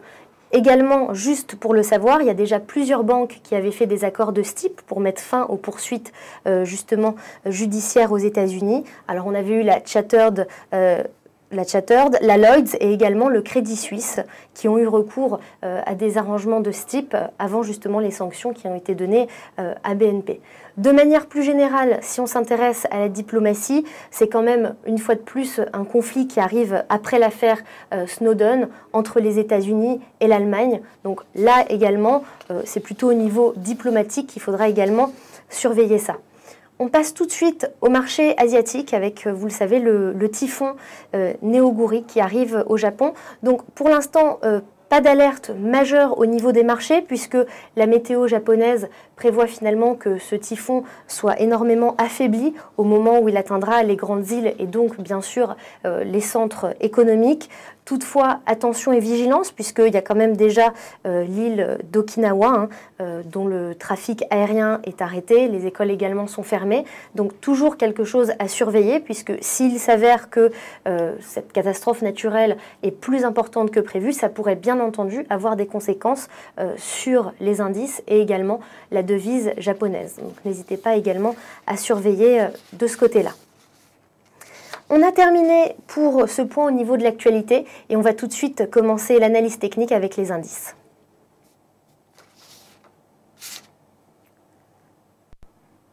Donc les indices et notamment le CAC 40 qui est au plus bas depuis 2 mois et demi, depuis également exactement le 16 avril et on va essayer de comprendre pourquoi. Et également à 14 h de toute façon la majorité des indices européens qui avaient décroché et qui finalement avaient cédé à la pression vendeuse. On passe tout de suite à l'analyse des graphiques.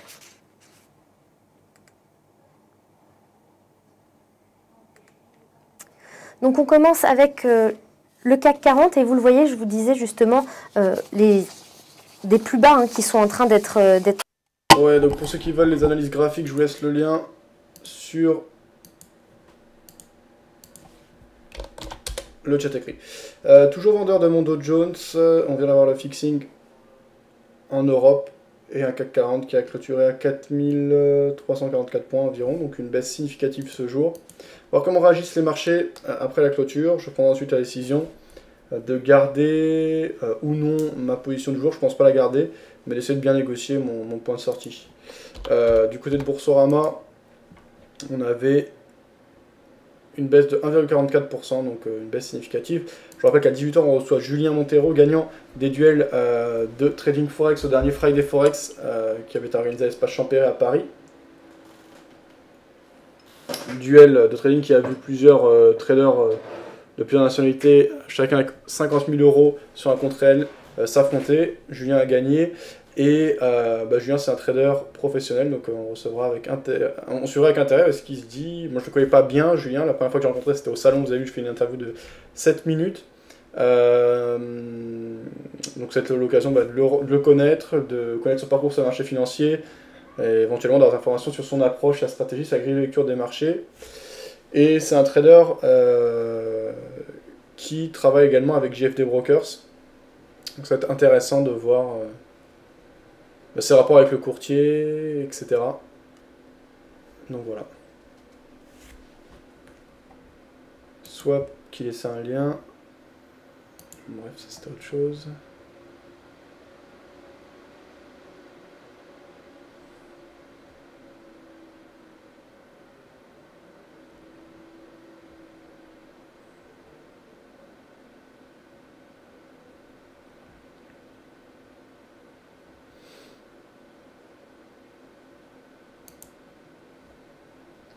EcoForex, ouais, il y avait le lien d'Anthony qui va peut-être débuter pour ceux que ça intéresse. Après, les acheteurs reviennent légèrement sur le Dow Jones, ce qui est mauvais pour moi. Je retourne à 80 points de profit.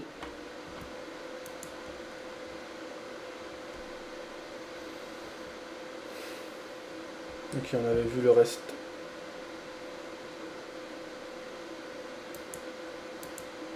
Pour voir en grand, alors si tu veux voir le live en plein écran, tu peux aussi simplement le regarder sur Vidéo Bourse. Et quand tu passes ta souris sur le cadre, et ben tu peux afficher en grand l'émission en direct. Bon, et en cette fin de journée, on va continuer à prendre de l'info, à voir ce qui se dit en attendant 18 h. Et moi, je cherche donc un point de sortie pour ma position vendeuse du jour. Si j'ai un bon point de sortie, si j'en ai pas un, je pourrais très bien laisser courir. J'ai un bon point d'entrée à la vente sur le Dow Jones, là, sur les 16 977. Donc voilà, si je ne dois pas sortir ce soir, tant pis. Si j'ai bonne occasion, je la prends. C'est toujours intéressant de s'alléger et d'être moins exposé en overnight. Mais voilà, je suis pas en situation de faiblesse, là au contraire, donc je n'hésite pas à laisser courir si besoin est.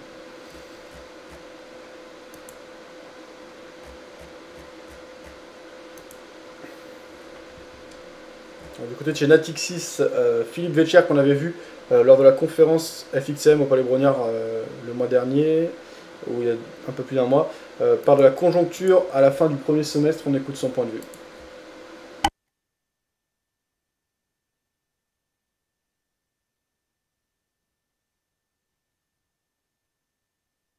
Bonjour.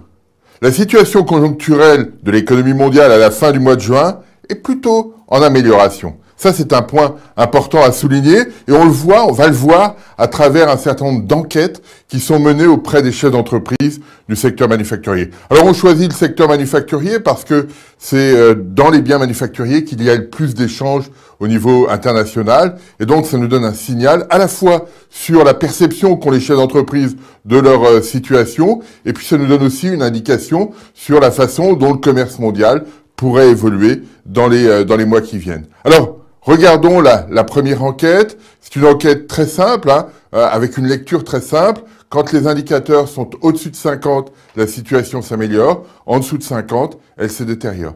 Ce qui est intéressant au mois de juin, sur l'enquête, c'est que tous les indicateurs, États-Unis, Royaume-Uni, zone euro, Japon, BRIC, Brésil, Russie, Inde, Chine, et l'indicateur mondial aussi, tous ces indicateurs sont au-dessus de 50. Ça veut dire que un peu partout dans le monde, le sentiment sur l'activité est un petit peu plus positif, un petit peu meilleur qu'il y a quelques mois. On voit bien, il y a quelques mois, il y avait des régions qui étaient en territoire négatif, c'est-à-dire sous les 50. Ça n'est plus le cas, et ça, c'est un point à souligner. Alors, on voit bien, dans l'environnement global, les États-Unis et le Royaume-Uni qui sont plutôt en haut du classement, et on l'observe, notamment au Royaume-Uni, où la Banque d'Angleterre nous répète régulièrement que du fait de cette croissance, elle sera obligée rapidement de remonter ses taux d'intérêt.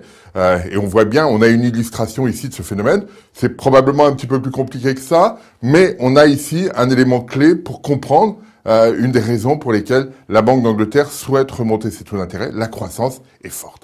Deuxième point sur les États-Unis, on a là aussi un indicateur assez fort. Alors, on avait des interrogations sur la façon dont l'économie américaine allait se comporter. On avait évoqué la semaine dernière la révision du PIB du premier trimestre. Là, quand on regarde sur des données un petit peu plus techniques, quand on torture un petit peu les données de ces enquêtes, eh bien, on s'aperçoit que très probablement, sur le deuxième trimestre, on a une amélioration significative de l'activité économique américaine. Donc ça, c'est un facteur important. Les pays anglo-saxons vont plutôt bien. Et sur la situation américaine, l'important, c'est que l'économie américaine a encore la capacité de tirer l'économie mondiale. Et ça, c'est important.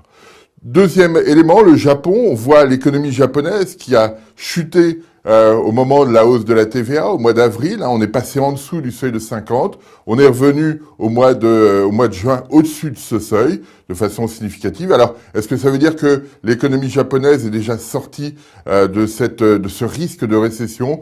Probablement pas. Mais parce que c'est une situation qu'on avait déjà observée, cette situation de rebond en juin, juillet, août sur l'activité industrielle. On l'avait observé déjà en 1997 lorsque on avait déjà eu une hausse de taux de TVA. Mais comme la demande était fragile, et la demande aujourd'hui au Japon est toujours fragile, eh bien ça s'était traduit par une inflexion à l'automne. Donc ne nous réjouissons pas trop rapidement de la situation japonaise. Et puis on voit les BRIC qui, sous l'impulsion de l'économie chinoise, eh bien remontent au-dessus du seuil de 50. Et donc on a une configuration un petit peu plus robuste, même si on a des interrogations sur le Brésil et sur la Russie qui, eux, sont toujours en dessous de 50. Mais l'économie chinoise se stabilise et ça, c'est plutôt un bon signal pour la zone asiatique, mais aussi pour l'ensemble des pays émergents. Reste la zone euro, c'est la courbe en bleu en violet qui est au milieu du graphique, et on voit sur cette courbe que le point haut a peut-être été touché. On voit une inflexion significative. Alors, on peut regarder pour avoir plus de détails les enquêtes IFO et INSEE. L'IFO et l'INSEE font des enquêtes nationales sur leur propre économie. Bien, regardons ce que ça donne pour bien comprendre.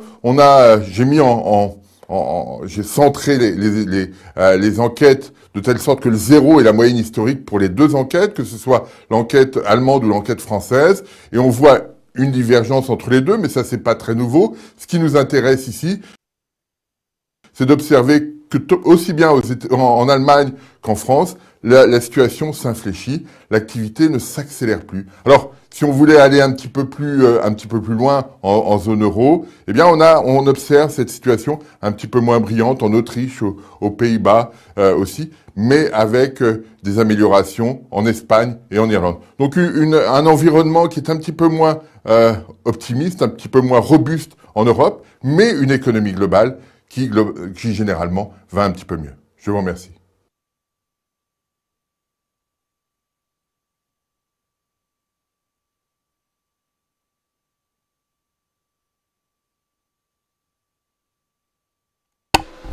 Ok, c'était le point réalisé par Philippe Belcher, responsable à Natixis Asset Management, 17h46. Je cherche mon point de sortie, il pourrait bien se trouver très prochainement. Je vais laisser courir si je vois que le mouvement ralentit. Je prends mon bénéf, ça fera une belle position dans l'intraday et ça me permettra de repartir sur autre chose. Là ça hésite, mais ça presse du côté des marchés européens, donc pour l'instant je laisse courir. Je ne vais pas me précipiter non plus. Alors...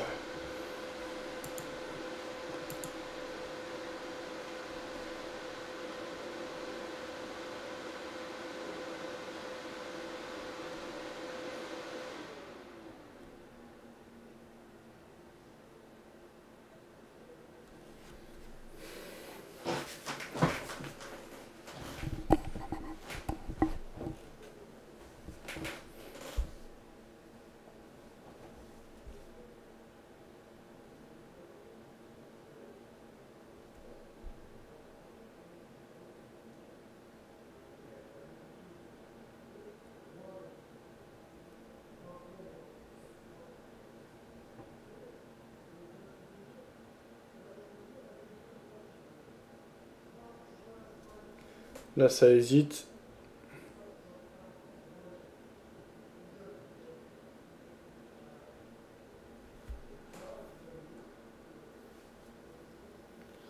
Ouais, du mal à casser les précédents plus bas. Ça va être une bonne opportunité, a priori, pour casser. Là, si j'ai un ou deux points supplémentaires, je vais prendre mon bénéf. A priori, les vendeurs ont du mal à casser les précédents plus bas sur les marchés européens, à l'image du CAC 40 ici. On est un peu plus haut que les précédents plus bas du côté du Dow Jones.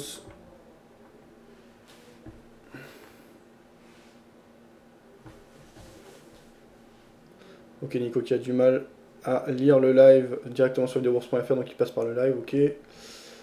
Alors si vous avez des vidéos, des articles à partager en cette fin d'émission, n'hésitez pas, 17h48, dans 12 minutes on recevra Julien Montero pour l'interview de présentation, aussi bien de son parcours que de sa stratégie, etc. En attendant, alors, qu'est-ce qu'on avait? N'hésitez pas à préparer vos questions si vous en avez, à les indiquer sur le forum. Il y a un sujet qui lui est dédié, vous l'avez en cliquant sur l'image dans le menu de gauche de Julien. Ce jour, il y avait pas mal de vidéos qui ont été partagées. On a écouté une bonne partie. Le point de vue de Marc Fiorentino ce jour, du côté de chez BFM Business, on écoute ça. Good Morning Business, Sébastien Poinon sur BFM Business. Comme tous les matins, juste avant 8h15, on file chez monfinancier.com, retrouver Marc Fiorentino. Marc Fiorentino, bonjour. Bonjour Sébastien. Vous nous dites, ce mardi, Marc, il y a un thème là, un débat qui va monter en puissance très rapidement, c'est celui du dollar. Et oui, il faut le savoir, les plus gros hedge funds, vous savez, ces fonds spéculatifs célèbres, eh bien, ont joué la hausse du dollar depuis des mois. Et ils ont perdu de l'argent, des tonnes d'argent. Leur raisonnement pourtant était simple avec le resserrement progressif de la politique de la Banque centrale américaine et le rebond de l'économie américaine. Eh bien, le dollar ne pouvait que monter. Seulement voilà, la Fed continue à arroser les marchés et la croissance au premier trimestre a été très mauvaise du fait du climat. Mais les choses sont en train de changer, en tout cas, peuvent changer avec les derniers chiffres qu'on a eus sur le front de l'emploi US. Et voilà, ces chiffres assez spectaculaires ont relancé le débat et les fonds vont tenter à nouveau de se repositionner à la hausse du dollar contre l'euro, mais aussi contre le yen ou contre toutes les monnaies émergentes. Bon, ça fait quoi, 2-3 ans qu'on nous fait le coup là, du retour du dollar, ça va marcher ou pas là? Alors, si les indicateurs économiques américains continuent à briller, ce qui semble être le cas, et qu'on commence à anticiper une hausse des taux américains début 2015, c'est possible. En tout cas, ça ferait plaisir aux Européens qui n'ont toujours pas trouvé le moyen de faire baisser l'euro, un euro fou, comme le décrit ce matin le patron d'Airbus. C'est vrai. Fabrice Bréchier, donc dans le Financial Times. Votre objectif, c'est quoi? Alors, on parle souvent d'un 20. Oui, c'est ça, la zone, c'est 1,20, 25. Ouais. La parité, je crois, initiale, originelle, c'était 1,07. 1,17. 1,17. Exactement. 1,17 pour 1 euro. Merci Marc. Marc Fiorentino depuis monfinancier.com.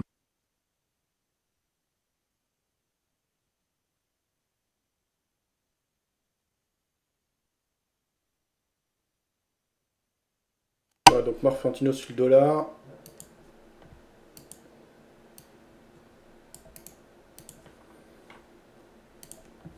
Je suis en train de partager cette info.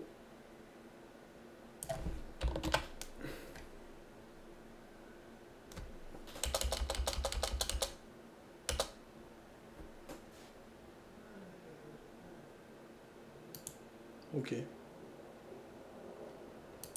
C'est partagé. Peut-être un point de sortie sur le dos. Alors que là ça presse. Tant que ça presse, je laisse courir. Là, on tente de casser les pressions plus bas du côté des marchés européens.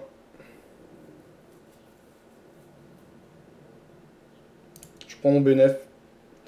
Voilà, fin de ma position intraday sur le Dow Jones.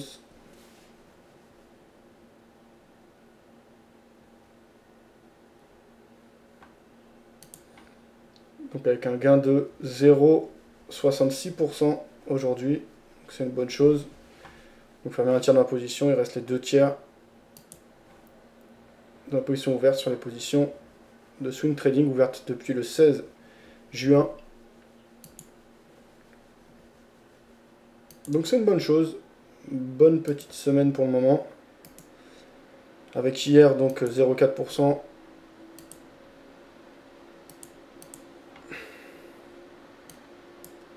Et en tout je récupère depuis vendredi 1% de profit, tout en abaissant les pertes en cours. Ça nous permet de 2,7%, donc on verra ce qu'il en est. Mais une orientation sympa, en tout cas pour le vendeur que je suis, du Dow Jones. On verra ce qu'il en est. On va faire un petit bilan. Et maintenant, dans 8 minutes, on va recevoir Julien Montero. Scalper professionnel, trader professionnel en tout cas. Scalper également. Je crois qu'il y a plusieurs stratégies mises en place, donc on suivra ça avec intérêt. Si vous aussi vous avez terminé votre journée, n'hésitez pas à faire le bilan, à l'indiquer.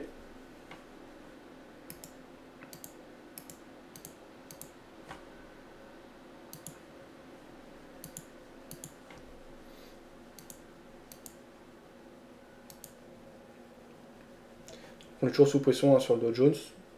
Alors, là où je suis mécontent, c'est que j'aurais pu prendre un peu plus haut ma position. Ça serait joué à quelques points. Au final, je prends quand même 77 à 86, 89 points. Je suis pas à quelques points près, mais voilà, c'est toujours mieux d'optimiser. En fait, ce qui s'est passé, c'est que j'étais pas prêt à 15h30 précisément. J'étais en train d'ajouter des vidéos sur le site. Je vois qu'il est 15h30, donc je bascule en vitesse sur le graphique, mais le marché est déjà ouvert. Je veux vendre, j'ai pas le bon cours indiqué, enfin la bonne taille de position indiquée ici, donc je dois le changer. Ça joue quelques secondes, finalement je rentre 2-3 points plus bas que ce que je voulais.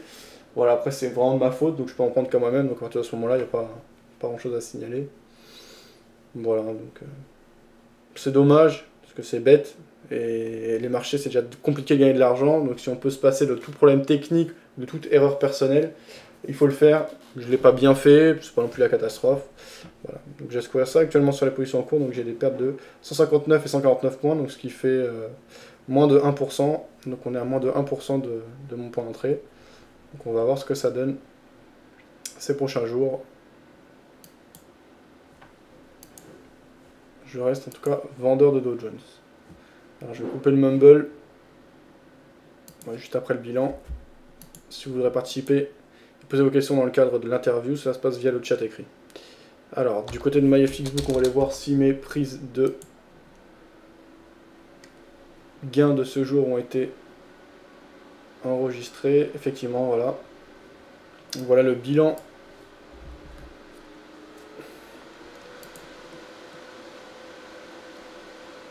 Donc sur la semaine, ce sont 1,09% de profits qui ont été générés sur le Dow Jones, avec deux ventes du Dow Jones. 3 trades fermés en tout cette semaine et 171 points de profit, 90 points sur la journée là.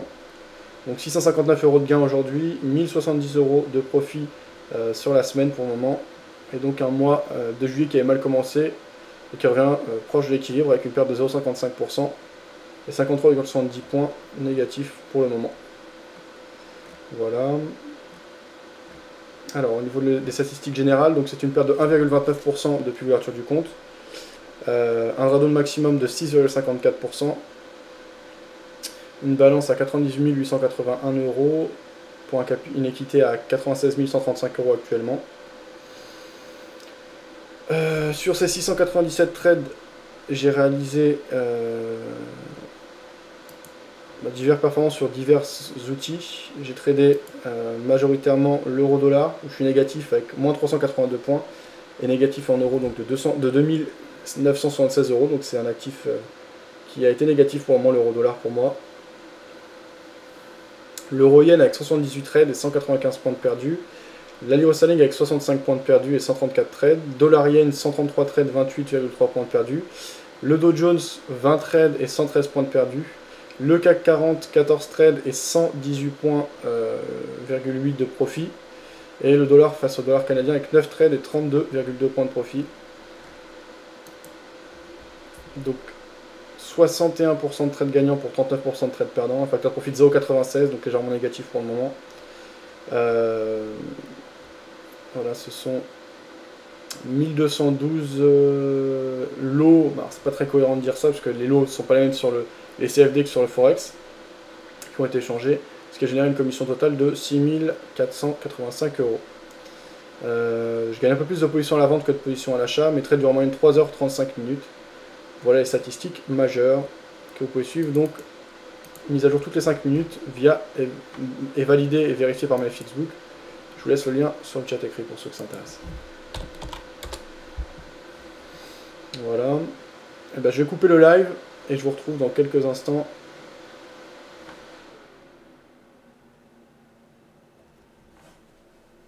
pour l'interview de Julien Montero. Oui, bien sûr, Swap. Interview d'actualité.